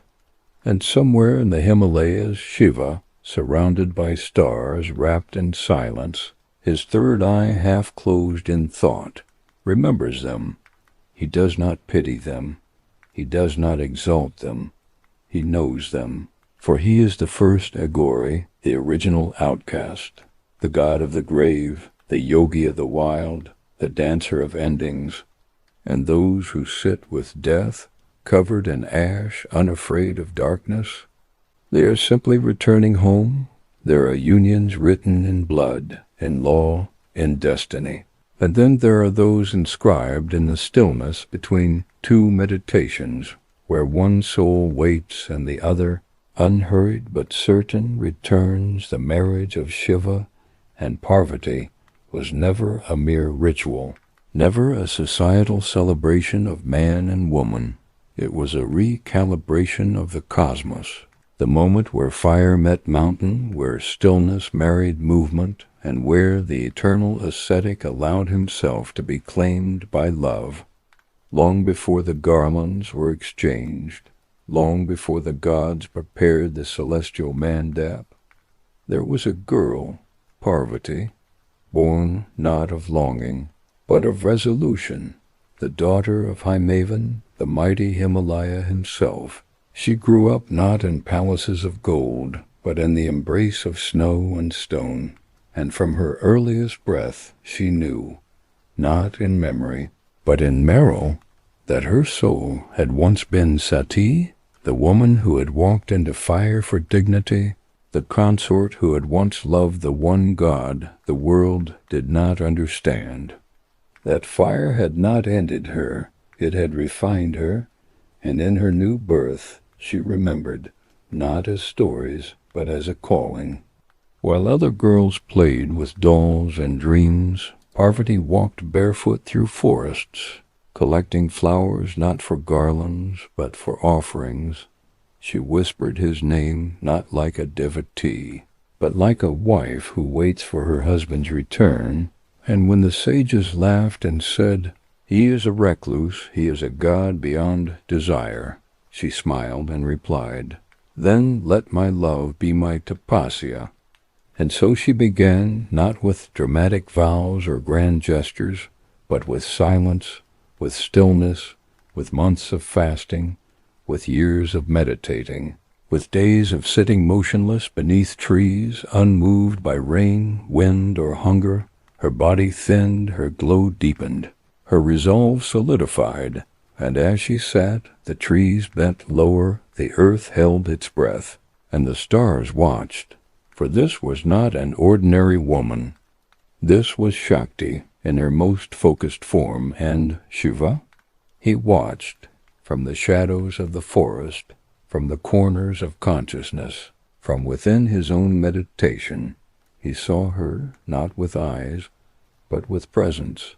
He felt her name inside his breath, her heartbeat inside his stillness. And yet he hesitated, not because he doubted her, but because he feared his own role. He was the destroyer, the outsider, the one who wore skulls and walked with ghosts. Could he be a husband? Could he return to a home? But love does not demand change. It invites acceptance. And so, when Parvati's tapasya finally shook the heavens, not with noise, but with clarity, Shiva opened his eyes not to see the world, but to see her. He rose not from curiosity, but from recognition. He knew this was no longer a reunion of soulmates. This was the moment Prakriti would embrace Purusha. The marriage was not easy to arrange. The gods, delighted yet nervous, hurried to prepare a wedding that would echo across all three lokas. Rama crafted the hymns, Vishnu offered counsel. Indra ensured the elements remained gentle, but when Shiva descended toward Parvati's home, he did not come dressed as a prince. He came as himself, with ash smeared across his chest, serpents coiled around his neck, dreadlocks wild as the storm, a garland of skulls, a tiger skin, and a quiet smile that held lifetimes within it. The procession stunned the world. The villagers gasped. The sages swallowed their mantras mid-chant. Even the birds fell silent. Who marries off their daughter to this fearsome yogi, this god of graveyards, this wild-eyed ascetic? But Parvati? She looked up at him and smiled, not with the shyness of a bride, but with the serenity of someone who had waited lifetimes for this exact moment. She saw not the ash, but the truth beneath it, not the snakes, but the stillness between their movement, not the skulls, but the lessons in impermanence, they whispered. And when their eyes met, no ceremony could capture what passed between them, for it was not romance, but recognition, not attraction but alignment. The wedding was conducted with Vedic precision and cosmic joy. The fire burned not just in the Haven Kund, but in the breath of the mountains that watched their daughter marry the Lord of the universe. Parvati circled Shiva, her feet soft against the earth, her vows like rivers flowing into an endless ocean. Shiva accepted her hand not as a ruler grants favor, but as a wanderer finds home. And in that union the worlds rejoiced, not because a god had taken a bride, but because love had been redefined, not as longing, but as completion. She, who had waited in silence, was now the speech in his mantras. He who had renounced all was now the root of her rituals. Together they did not become two halves. They became one wholeness, still, infinite, cyclical. Even today, when devotees marry, they invoke their names, because this marriage was not a compromise. It was a celebration of two forces, equal, elemental, eternal, and somewhere in the folds of the Himalayas, beneath the snowfall that never melts and the stars that never tire of watching, Shiva still sits beside Parvati, not as a god beside a goddess, but as a husband beside his beloved, silent, smiling, utterly present. The universe may be held together by gravity and time, but it is devotion that gives it meaning, not rituals performed out of habit, not chants recited without understanding, but the kind of bhakti that forgets the self entirely, that burns identity like incense, that offers not gold or grain, but one's very breath, one's very being. And among the many tales that the sacred winds of Bharat still whisper through temples and forests, there is one story, quiet yet resounding, of a man who offered Shiva not garlands or ghee, but something the gods themselves paused to witness. In the deep woods of an ancient land where temples were not yet carved and prayer rose directly from soil and skin, there lived a hunter named Kanapa, a man untutored in scriptures, unschooled in rituals, untouched by the rules of caste or creed. He knew the forest, its rustles, its warnings, its silences, and in its breath he somehow heard a name he had never learned, yet always known: Shiva. His devotion did not begin with a mantra. It began with a moment, one day. Wandering through the thickets, chasing no animal in particular, Kanapa stumbled upon a small stone structure, a linga, silent and raw, half covered in leaves and forgotten by the world, but not by him, for in that linga, unadorned and unattended, he felt presence, not of power, but of deep watching, not of judgment, but of welcome. He fell to his knees, not because someone had taught him to, but because something within him had always wanted to. And from that day onward, the forest had a new rhythm. Every morning, Kanapa came with offerings not found in scriptures: wild boar for naivedyam, water carried in his mouth when hands were too full, flowers plucked with untamed fingers. He did not know the rules, but he knew love, and love in its purest form does not ask permission. The sages who lived nearby watched in horror. How dare this man of the wild pour meat upon a sacred form? How dare he smear ash with unwashed hands? How dare he, with no lineage, no learning, no mantra, call upon the greatest god of all? But Shiva did not flinch. He did not frown, he smiled, for he, the lord of ascetics, of ghosts, of the wild, had never asked for perfection. He had always asked for presence, and in Kanapa's clumsy, fierce, loyal devotion, he saw a purity unmatched even by 1,000 rituals recited with empty hearts. But every fire is tested, and every love, even divine, is refined in trial. One day, as the forest stood hushed in the shade of evening, Shiva decided to test this devotee, not with temptation or reward, but with uncertainty. A tear of blood began to drip from one of the eyes on the linga, slowly, steadily staining the stone red. The sages panicked, performed mantras, invoked remedies, but nothing worked. Kanapa arrived and saw it instantly. He did not ask what Scripture said. He did not wait for permission. He simply knelt, looked at the bleeding eye, and without a second thought, reached for his bow, took an arrow, and plucked out his own eye. With trembling fingers he placed it upon the linga. The bleeding stopped, but a moment later the second eye of the linga began to weep. And now Kanapa was blind in one eye, but still he smiled. He reached for his next arrow, but before he could take out the only eye he had left, he placed his foot upon the linga, so he would not lose the location in darkness. The sages gasped, the earth paused, but before the arrow could strike his second eye, a hand appeared, glowing, strong, gentle, stopping him mid-movement. It was Shiva, not in dream, not in symbol. In form, he stood before Kanapa, eyes wide, not with command, but with compassion, so deep it melted stone.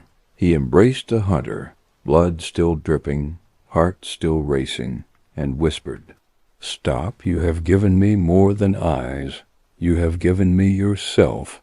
In that moment, Kanapa's eyes were returned, not just physically, but spiritually, for what he had seen in that linga was not just a stone, not just a god, but the very essence of oneness, the kind of love where logic breaks down, where sacrifice is natural, where ego disappears. The sages, once proud of their knowledge, now stood speechless, for they realized that in the jungle's heart a man with no scripture had shown them the true nature of bhakti. And Shiva? He declared that day for all eternity that Kanapa would be known as one of his greatest devotees, not because he gave everything, but because he never once paused to calculate the cost. Even today, in temples across India, when devotees hesitate, when minds question the limits of love, when hearts feel unworthy, they remember Kanapa, and they remember that the truest offering is not gold or grain. It is surrender, and somewhere in the shadows of Kailash, Shiva smiles, because among all the chants, all the mantras, all the yanas, he still remembers the hunter with the bleeding eyes, who gave his head not to impress, but to belong. In the beginning, when the universe was still young and names had not yet settled upon forms, there were only forces. Brahma, the creator, sat at the center of becoming. His eyes saw in all directions. His mind held the design of stars, the timing of seasons, the shape of thought itself. From his thoughts came beings, from his breath came worlds, and from his will came rhythm. But with the power to create also came the subtle poison that often rides beside brilliance pride. Over time, Brahma began to look upon his own work and feel more than satisfaction. He felt ownership. He watched as the sun bowed to his timing, as the wind obeyed his rules, as the gods whispered his name in reverence, and he began to wonder if he created the universe, who was higher than he? What authority existed beyond his reach? What force could dare to correct him? He created 4 heads, each facing a cardinal direction, to watch over his creation, but even that felt limited, so he manifested a 5th head, pointing upward, toward the heavens, so that nothing, not even the sky, could escape his gaze, and with that a shift occurred. He did not merely see, he claimed. He did not merely name, he declared. The sages noticed it. The balance felt disturbed. Creation felt too sharp, too eager. There was speed, but no stillness. Form, but no formlessness. Order, but no surrender. And somewhere beyond time, in a silence undisturbed by wind or wish, Shiva opened his eyes. He did not do so out of anger. He never does. He did it because something in the pulse of the universe had changed. He rose from his meditation, not like a king returning to court, but like a flame that remembers it must flicker. With his matted locks and bare chest, with serpents coiled and trident in hand, he stepped into the plane of gods not to destroy, but to restore. When he approached Brahma, the Creator continued to speak. He was delivering a discourse on Dharma, on order, on purity. Words flowed from each of his 5 mouths like rivers in flood. But something in the rhythm felt off. Shiva listened, and then he asked one simple question. Do you speak of truth, or do you speak only of yourself? Brahma paused, but only for a moment. Then he smiled and spoke again, this time from his 5th head, the one that faced the sky. I am truth, he said. I am the source. And that is when Shiva knew that head had become a fountain not of wisdom, but of ego. So Shiva stepped forward, slowly, gracefully, and raised his Trishul. He did not roar. He did not summon thunder. He simply spoke once, softly, as though to a child lost in a story of his own making. You have forgotten silence. And with that, he severed the 5th head, not in violence, but in compassion, not to punish, but to pause, because sometimes creation needs to be stopped before it collapses under its own pride. But the head did not fall away. It clung to Shiva's hand, stuck like a curse, like a weight that would not lift. And so for ages Shiva wandered, the skull of Brahma attached to his palm, a reminder of unchecked ego, of wisdom corrupted, of words without surrender. He became a bhikshatana, a wandering beggar. From realm to realm he walked with the skull as his bowl, asking not for food, but for understanding. None could free him, not gods, not sages, not chance, because what he carried was not a punishment, it was a reflection. Until at last he reached Kashi, that ancient city where death is not feared, but folded into daily breath. There, when the gaunts where ashes drift like forgotten prayers, the skull finally fell from his hand, not because of a mantra, but because of surrender, because in Kashi, everything is given back name, body, past, and pride. Shiva stood still, his hand finally empty, and the universe exhaled. He had not destroyed Brahma. He had restored balance. He had not removed a head. He had revealed the weight it carried. Even today, the story is told in whispers of the god who became a beggar, of the skull that clung, of the city that freed. And it is said in the temples of Kashi that the truest knowledge is not in the words we speak, but in the ones we dare to leave behind. And Shiva? He still walks, not because he must, but because even gods remember that silence is not the absence of thought. It is the space where truth breathes. There are wounds that do not bleed, wounds that stay long after the sword is sheathed and the war is sung into lullabies, wounds that become the skin itself. And one such wound walks the earth, nameless to some, unforgettable to others. He was born into fire, shaped by oath, trained in silence, and abandoned by destiny. His name was Ashwathama. He was the son of Ardhanarishvara, born not from womb, but from the incantation of his father's longing. The neigh of a divine horse at his birth echoed, not like joy, but like prophecy. From his earliest breath, he was not a child, he was a question. What happens when loyalty becomes heavier than justice? What happens when revenge becomes the only breath left in the body? He fought in the Mahabharata war, not as a soldier, but as a soul cracking open. He watched his father be tricked and slain, his honor shattered in dust and deceit. And in that moment, something snapped within him, not merely a thread of love, but the very sense of balance. On the night after the war had ended, when silence hung like smoke over the corpse-littered field, Ashwatthama entered the camp of the Pandavas. He did not see men.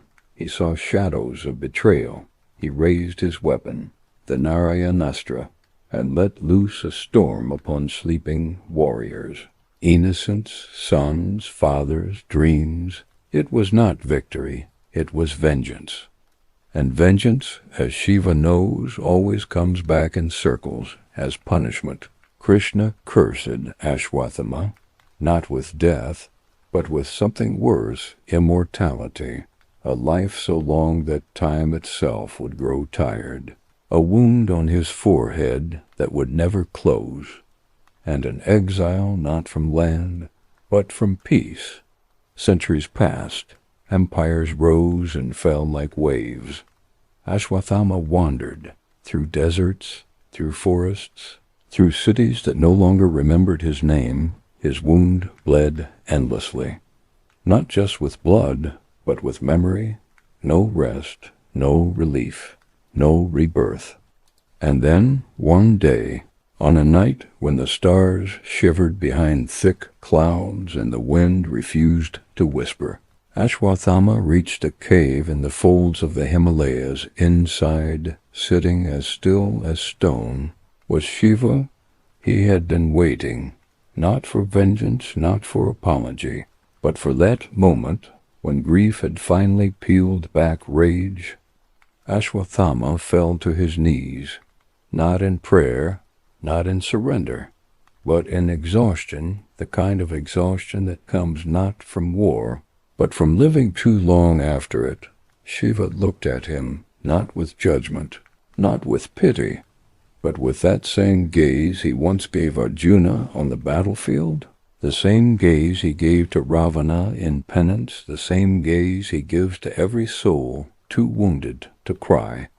Ashwatthama did not speak. His lips were too cracked, but his silence asked the only question that mattered. Why am I still alive? And Shiva answered, not in words, but in presence, because someone must walk with pain, not as punishment, but as reminder. That war is never just about victory. That dharma lost in revenge cannot be reclaimed with weapons. And that immortality without peace is the greatest curse of all. For hours, or maybe for days, or maybe for time outside of time, the two sat in that cave, one a god who had seen the birth and death of galaxies, the other a man who had seen the birth and death of his own soul. The wound on Ashwatthama's forehead did not close, but for the first time it stopped burning. And when he rose, he did not ask for redemption. He asked for direction. Where do I go? And Shiva replied, wherever there is grief so deep it forgets its name, wherever rage sits in silence waiting to be seen, wherever someone somewhere thinks they are too broken to be loved, go there, sit beside them, not as a warrior, not as a cursed soul, but as someone who has lived through fire and still carries water. Ashwatthama walked out of the cave, slower now but lighter. He would not die, but he would learn to live. And Shiva returned to his stillness, knowing that sometimes even the cursed carry light, especially the cursed, because they have nothing left to offer but truth. Creation is not born from one hand. It is not the vision of only a god or only a goddess. It is a dance that requires two rhythms, a breath that needs two lungs, a sky that needs both moon and sun. And Shiva, in his infinite awareness, understood this not as a theory, not as a philosophy, but as truth that must be worn on the body itself.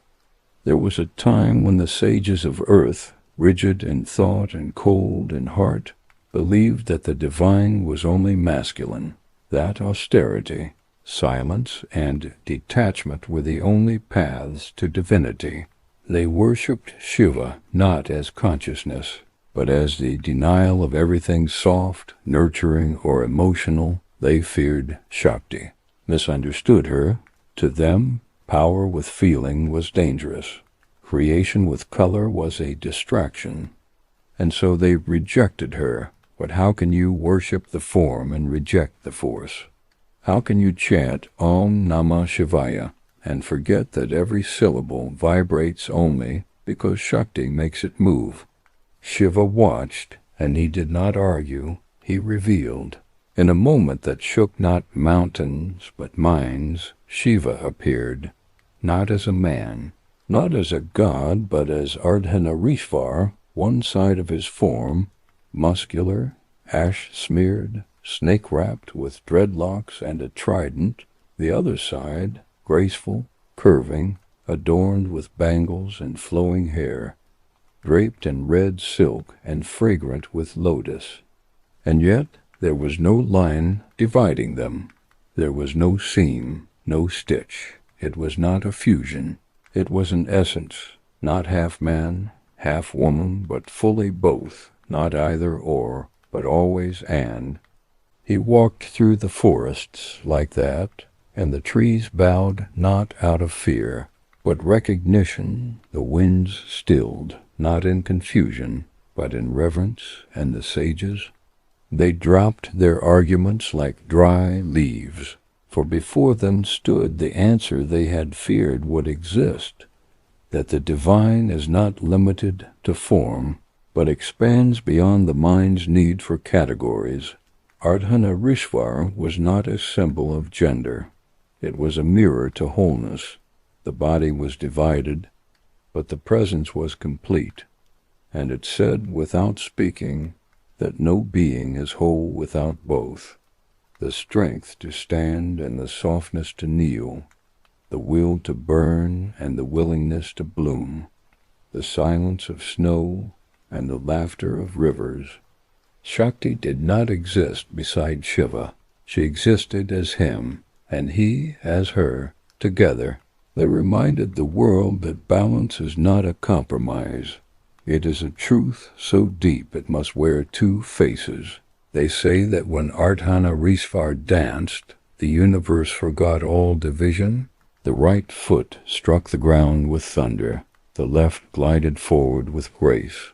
One hand held a damaru, the other scattered flowers, and time could no longer tell which side created and which side destroyed, because in that form creation and destruction held hands and danced. Even today, when a soul feels torn, too sensitive for the world's hardness, too strong for the world's rules, Ardhanarishvara calls softly, not from temples but from within, from the part of the self that knows both fight and forgiveness, from the voice that says it's okay to be fierce and still feel everything.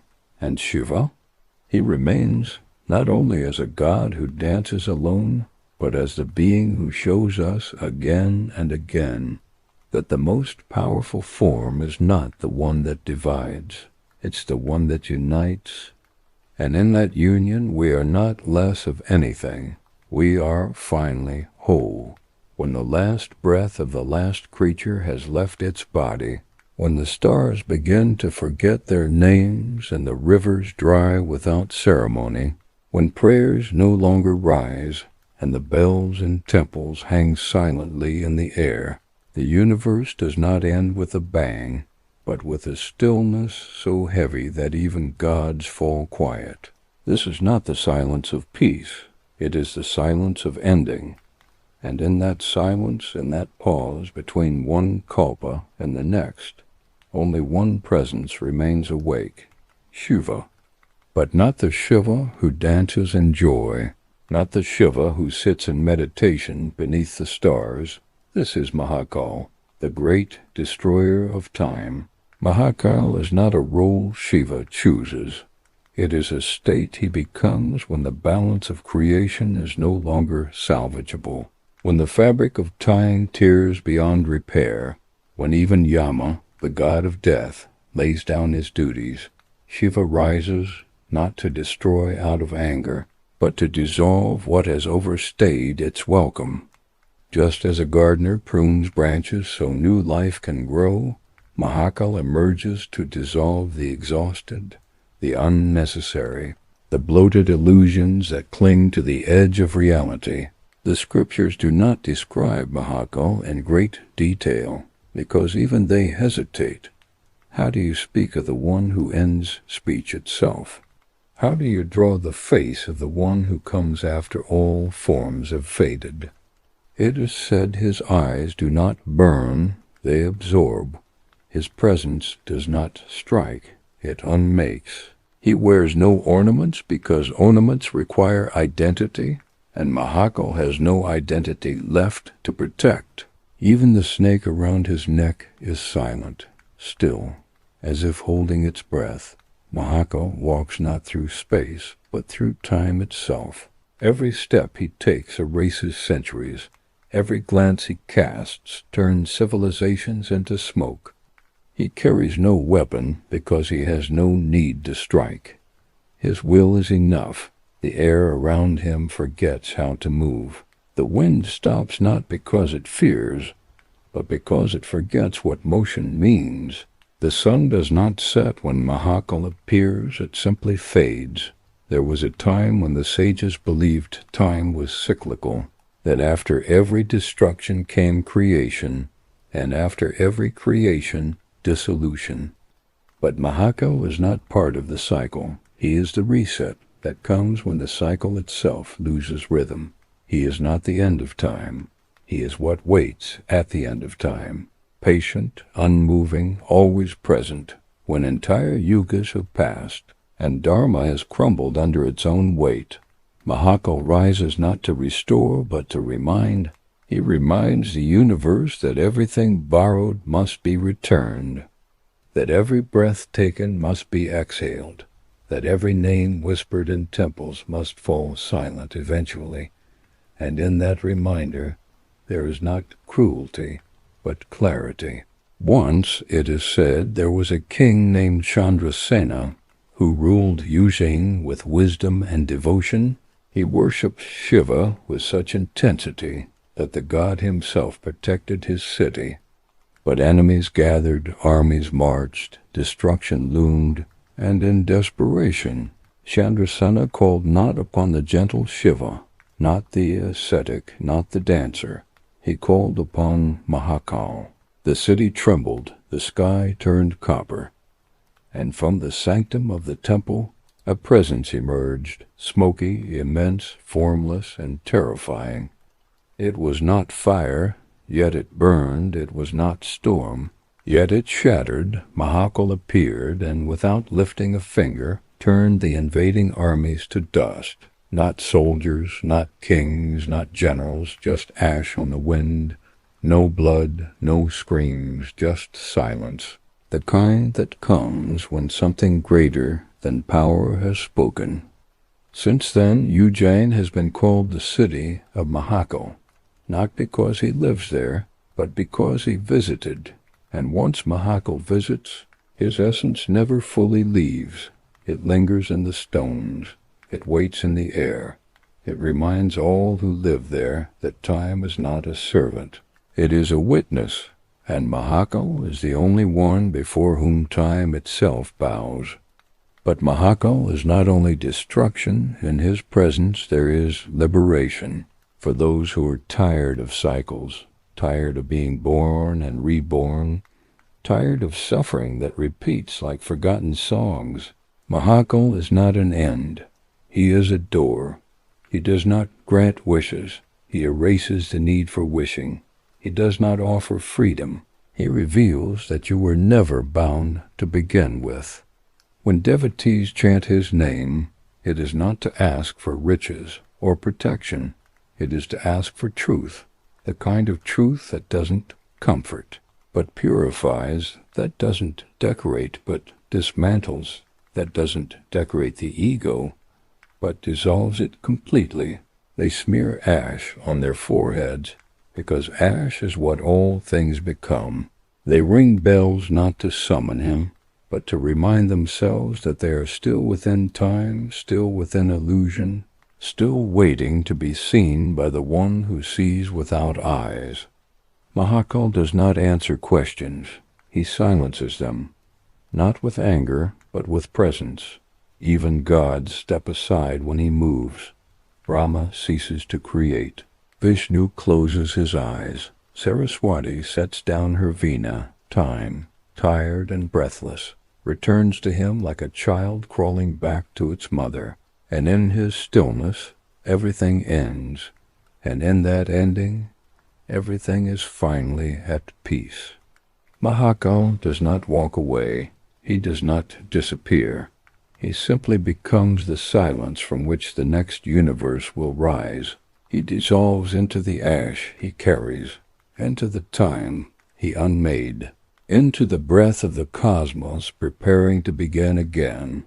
And somewhere, in the center of that silence, the seed of sound waits, not yet sprouted, but inevitable. And that is when Shiva returns, not as Mahakal, but as the meditating yogi on Kailash, the same yet different, memory wiped, stillness restored. The wheel begins again, time opens its eyes, and the game continues. But Mahakal never truly goes. He remains, waiting in the shadow of every tick of the clock. He is not fear, he is not fury. He is the final truth, the one that always was and always will be. There was a time when the world was silent, not the silence of loneliness, but of potential. There were no temples, no chants, no mantras echoing in the mountains. There was just stillness, vast, untouched, and waiting. And in that stillness sat a being, unmoving, his body a mountain, his breath in rhythm with the cosmos. He was not yet called Shiva. He had no name. He had no need for one. He was presence itself. But his presence carried something deeper than power. It carried a knowing. The stars watched him. The rivers flowed around him. The trees whispered in awe. He sat motionless, his eyes closed. Yet everything within him danced, for he was not in sleep. He was in a state far beyond what the human mind could grasp. He was in union, not with something outside, but with all that ever was and would be. He was the origin of yoga, not as exercise, not as posture, but as the union between the breath and the beyond for years, centuries. Perhaps he sat like that. The world shifted, animals evolved, humans appeared, and still he sat.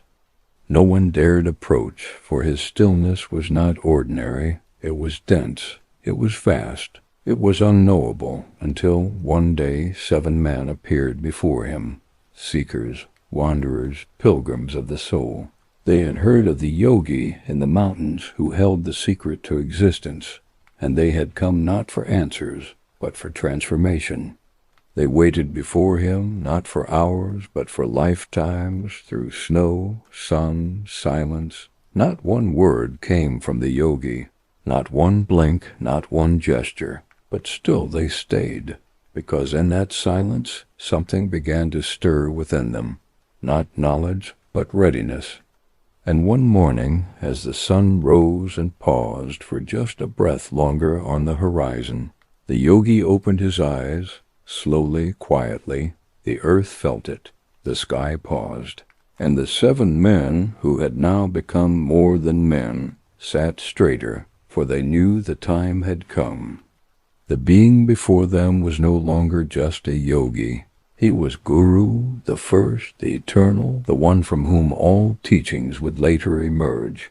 He looked at them, not with affection or authority, but with recognition He saw in them the same thirst that had once stirred within him, the thirst not for knowledge, but for the loss of self, and he began to teach, not with words, not with books, with movement, with breath, with gaze, with presence. He taught them how to sit, how to breathe, how to close their eyes in such a way that the whole world opened within.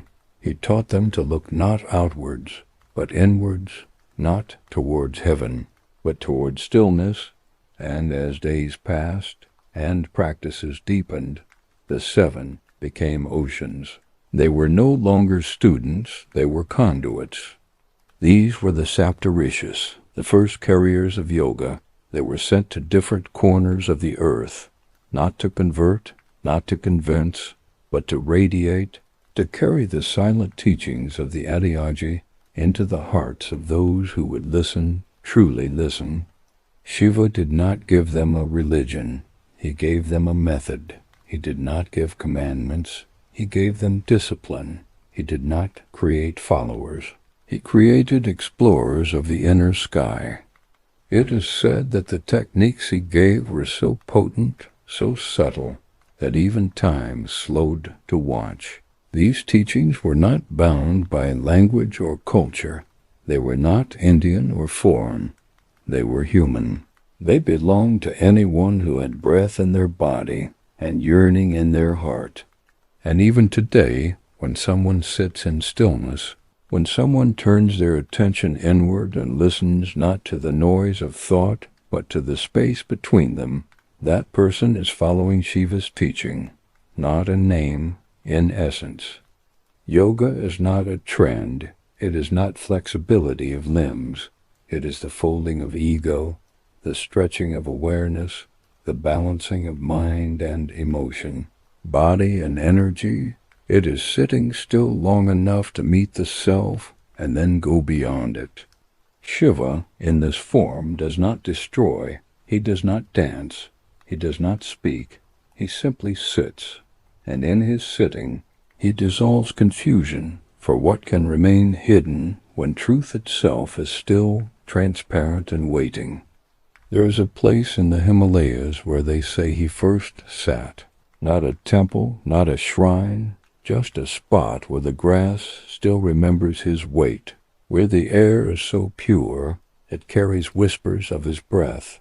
Pilgrims go there, not to pray, but to pause, not to offer, but to absorb, and those who truly sit there, not just physically, but with intention, report the same thing, that for a brief moment everything becomes clear, not because of what they receive, but because of what falls away. And that is what Adiyogi gave, the ability to strip away illusion, layer by layer, until only stillness remains, and in that stillness not emptiness, but fullness, not silence, but music without sound. He did not promise salvation. He showed the door to liberation. He did not ask to be worshipped. He asked to be remembered as the first guide, the first teacher, the first yogi. Even now, when the winds pass through ancient forests, when the snow settles gently on the shoulders of the mountains, when someone sits in a quiet room and closes their eyes to seek, somewhere in that silence, Adiyogi sits with them, not in form, but in presence, always waiting, always ready. Because yoga did not begin with effort.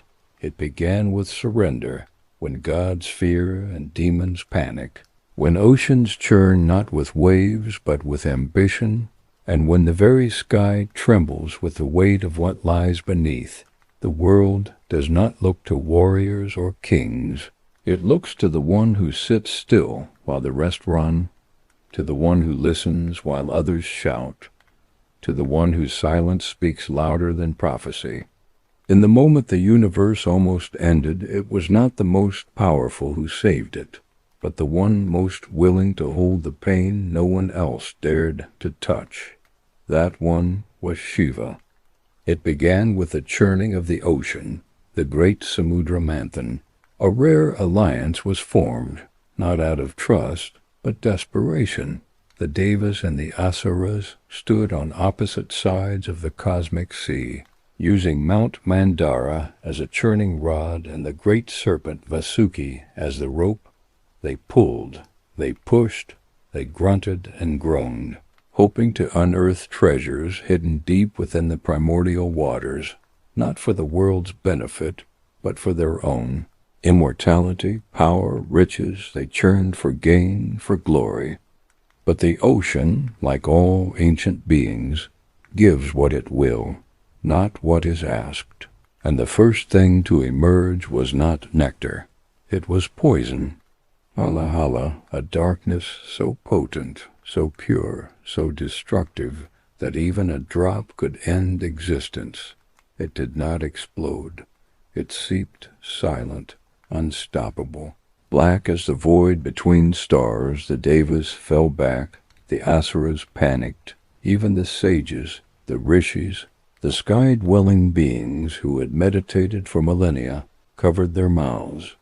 The poison rose like a mist, but it burned like fire.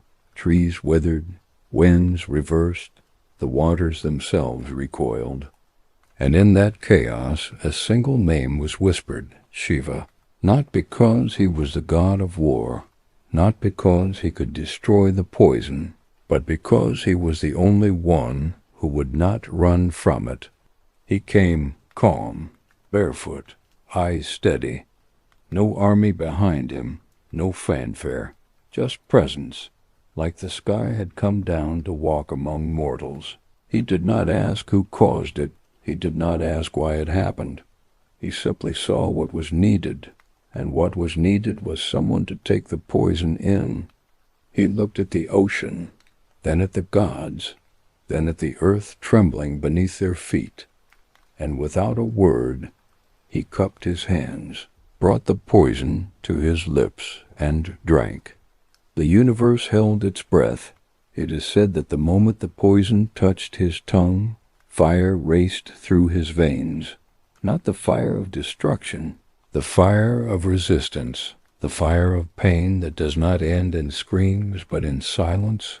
It burned not just his body, but everything that he was, because this poison was not chemical. It was symbolic. It held within it the worst of creation: hatred, greed, ego, delusion, sorrow, rage. Shiva did not swallow. He held it in his throat, because he knew that if it went deeper, it would end him, and if he spat it out, it would end the world. So he locked it there, between speech and breath, between heart and mind. His throat turned blue, and time began to move again. The gods sighed in relief, the Asuras retreated, the ocean calmed, the earth, once shaking, began to hum again. But Shiva remained still, sitting atop the mountain, eyes closed, breath measured, holding within him not victory but sacrifice. And from that day onward he was known as Neelkanth, the one with the blue throat, not as a badge of honor but as a reminder that sometimes, to protect others, you do not strike, you simply bear, that real strength is not in what you conquer, but in what you carry. Silently, endlessly. The world remembers the treasures that came after, the wish-fulfilling tree, the celestial nymphs, the moon, the nectar, but none of them would have mattered if not for the one moment when one being took the weight no one else could. Even today, when people feel overwhelmed, when emotions rise like storms and the mind floods with poison of its own, they call to Neelkanth, not to save them from the outside, but to help them hold their darkness without drowning, to help them breathe through pain, to remind them that even gods bleed, and it is in that bleeding that divinity becomes real. Shiva never glorified his sacrifice, he never demanded devotion, he never told the world what he had done. He simply resumed his meditation, because for him, saving the world was not an act of greatness. It was just what needed to be done. And perhaps that is what makes him worthy of reverence. Not the power, not the dance, not the fire, but the ability to drink darkness, hold it quietly, and still be light. The blue of his throat is not just a color. It is a story, a symbol, a truth, that there is no healing without pain, no transformation without pressure, no love without sacrifice. And Shiva, in drinking that poison, did not become a savior. He became a mirror to what every heart is capable of, if only we're willing to hold, to heal, to serve in silence. Time watches everything, but time does not speak. It waits quietly, relentlessly. It records every step, every thought, every intention, and when the moment comes, it reflects it all back to the soul like a mirror that never lies. Among the many forms that time takes, none is as feared and none as misunderstood as Shani, the slow-moving planet, the patient watcher, the bearer of karmic truth. His gaze is heavy, not because it is angry, but because it is accurate. And when even gods hesitate under the weight of his stare, there is only one being who smiles and welcomes it: Shiva. Shani had once wondered why he was kept at a distance. The other planets were celebrated, invoked for prosperity, love, brilliance, ambition, but he, Shani, brought delays, hardship, solitude. Even those who worshipped him often did so with trembling hands, as if hoping he wouldn't notice them, as if devotion could become camouflage. And so, one day, Shani decided he would visit each of the gods, not to test them, but to see who would look him in the eye without flinching. The Devas looked away. Indra grew restless. Vishnu offered a seat, but not his gaze. Brahma spoke in circles, but when Shani reached Kailash, he did not find a court. He found quiet. He did not find avoidance. He found welcome. Shiva sat as he always did, cross-legged, serene, lost in a trance that seemed to stretch between birth and death. But as Shani approached, Shiva opened his eyes slowly, like time itself had been acknowledged. "So you have come," he said. Shani nodded. "And you have come not to be seen, but to be recognized." Shani did not speak, because in that moment words were not needed. His entire being was a question, not of status, not of praise, but of place. Was he, too, held in the same space where light danced and time dissolved? Shiva rose, not as a god greeting another, but as stillness greeting observation. He walked to Shani and offered him not a throne, but his own seat. "You are the one who never looks away. You do not rush to reward, nor do you punish in pride. You reflect, and reflection is the highest discipline." Shani sat unsure. No one had spoken to him like this. No one had ever thanked him for his weight. But Shiva was different.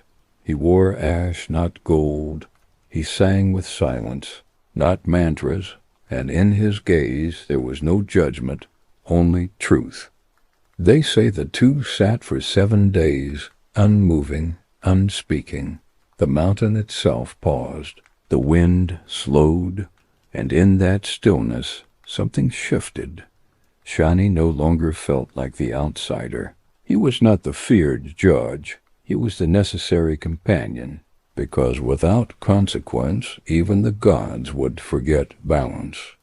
Before Shani left, he bowed deeply, not just out of respect, but relief, for in Shiva he had found a being who saw the need for shadows, not just the light, who welcomed the weight of karma, and understood that growth does not come in garlands, but in grind. And Shiva? He simply smiled, because he knew what most never understand, that even time needs to be witnessed, just as it witnesses all else.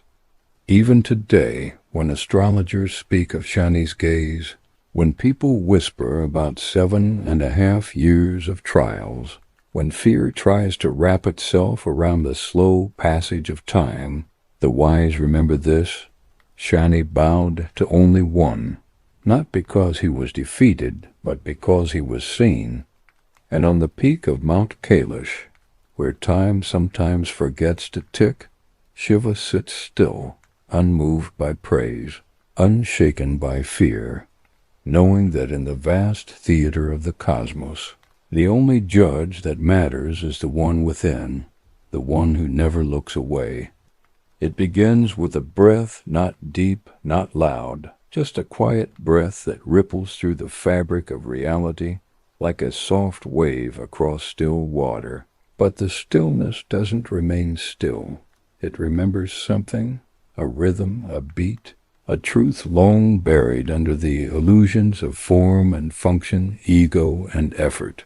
The truth that all things which are born must one day dissolve, and the one who carries that truth not as a burden, but as a dance is Shiva. He has watched the world grow tired. He has seen gods quarrel and sages drift into silence. He has seen man forget the stars, and the stars forget why they shine. The cycles are broken, the balance has tilted. The dream has gone on too long, and dreams, no matter how beautiful, must end, not out of cruelty, but so that something new may begin. Shiva rises. He does not call an army. He does not summon the gods. He does not issue declarations. He simply begins to move. 1 foot lifts. 1 step touches the earth, and the world shudders. Because this is not a dance of joy. This is not a celebration. This is the Tandava, the primordial dance of destruction. But even destruction is too small a word. It is not rage. It is not punishment. It is release. Every movement of his body becomes a mantra. His arms cut through space, carving silence into sound. His hair whips the wind, pulling stars out of alignment. The moon on his head trembles, and the snake around his neck stiffens, alert. His eyes burn with no fire, yet nothing escapes their light. He dances not in a temple, not on a stage, but in the void itself, where creation once began, and where it must now return. The earth cracks beneath his feet, not out of pain, but as offering. The sky folds inward, not out of fear, but reverence. The oceans pull back, not to run, but to listen. Because Tandava is not noise, it is music that ends all music. It is rhythm that swallows time. The gods gather, their faces pale. They know what this means. They do not try to stop him, because what begins in Shiva cannot be stopped by prayer. Each movement shatters illusion, the illusion of permanence, the illusion of control, the illusion of self.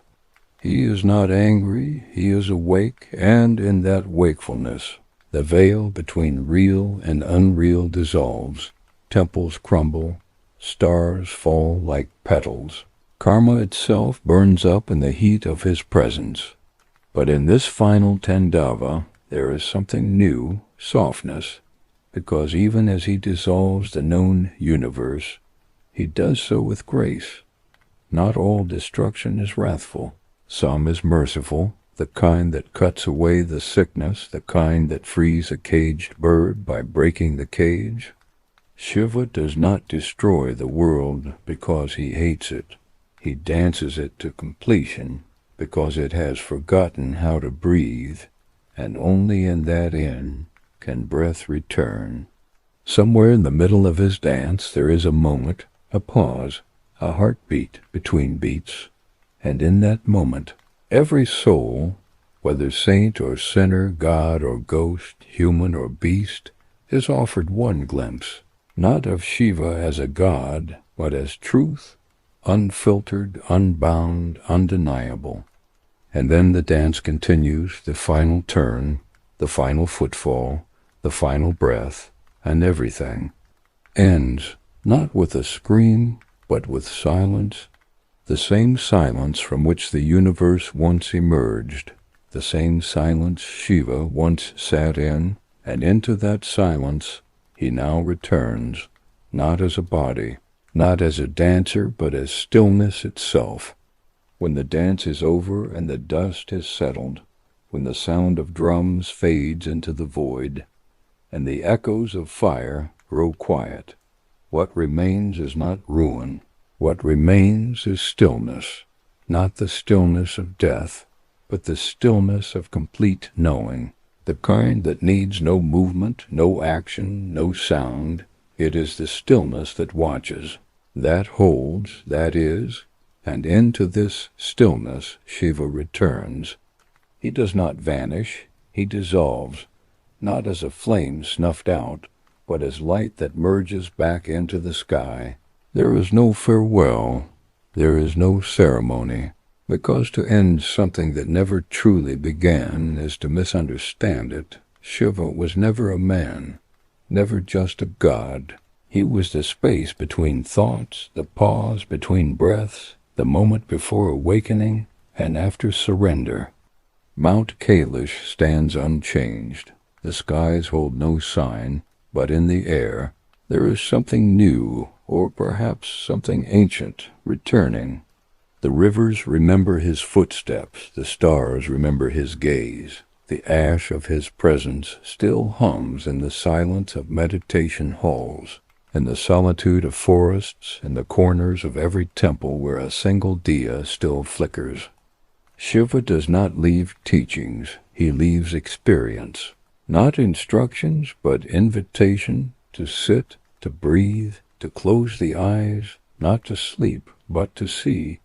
In the hearts of seekers he becomes the gentle whisper that says, "You are not this name, not this fear, not this sorrow. You are the same stillness I return to. You are never separate." Even the gods who once gathered around him in awe fall silent.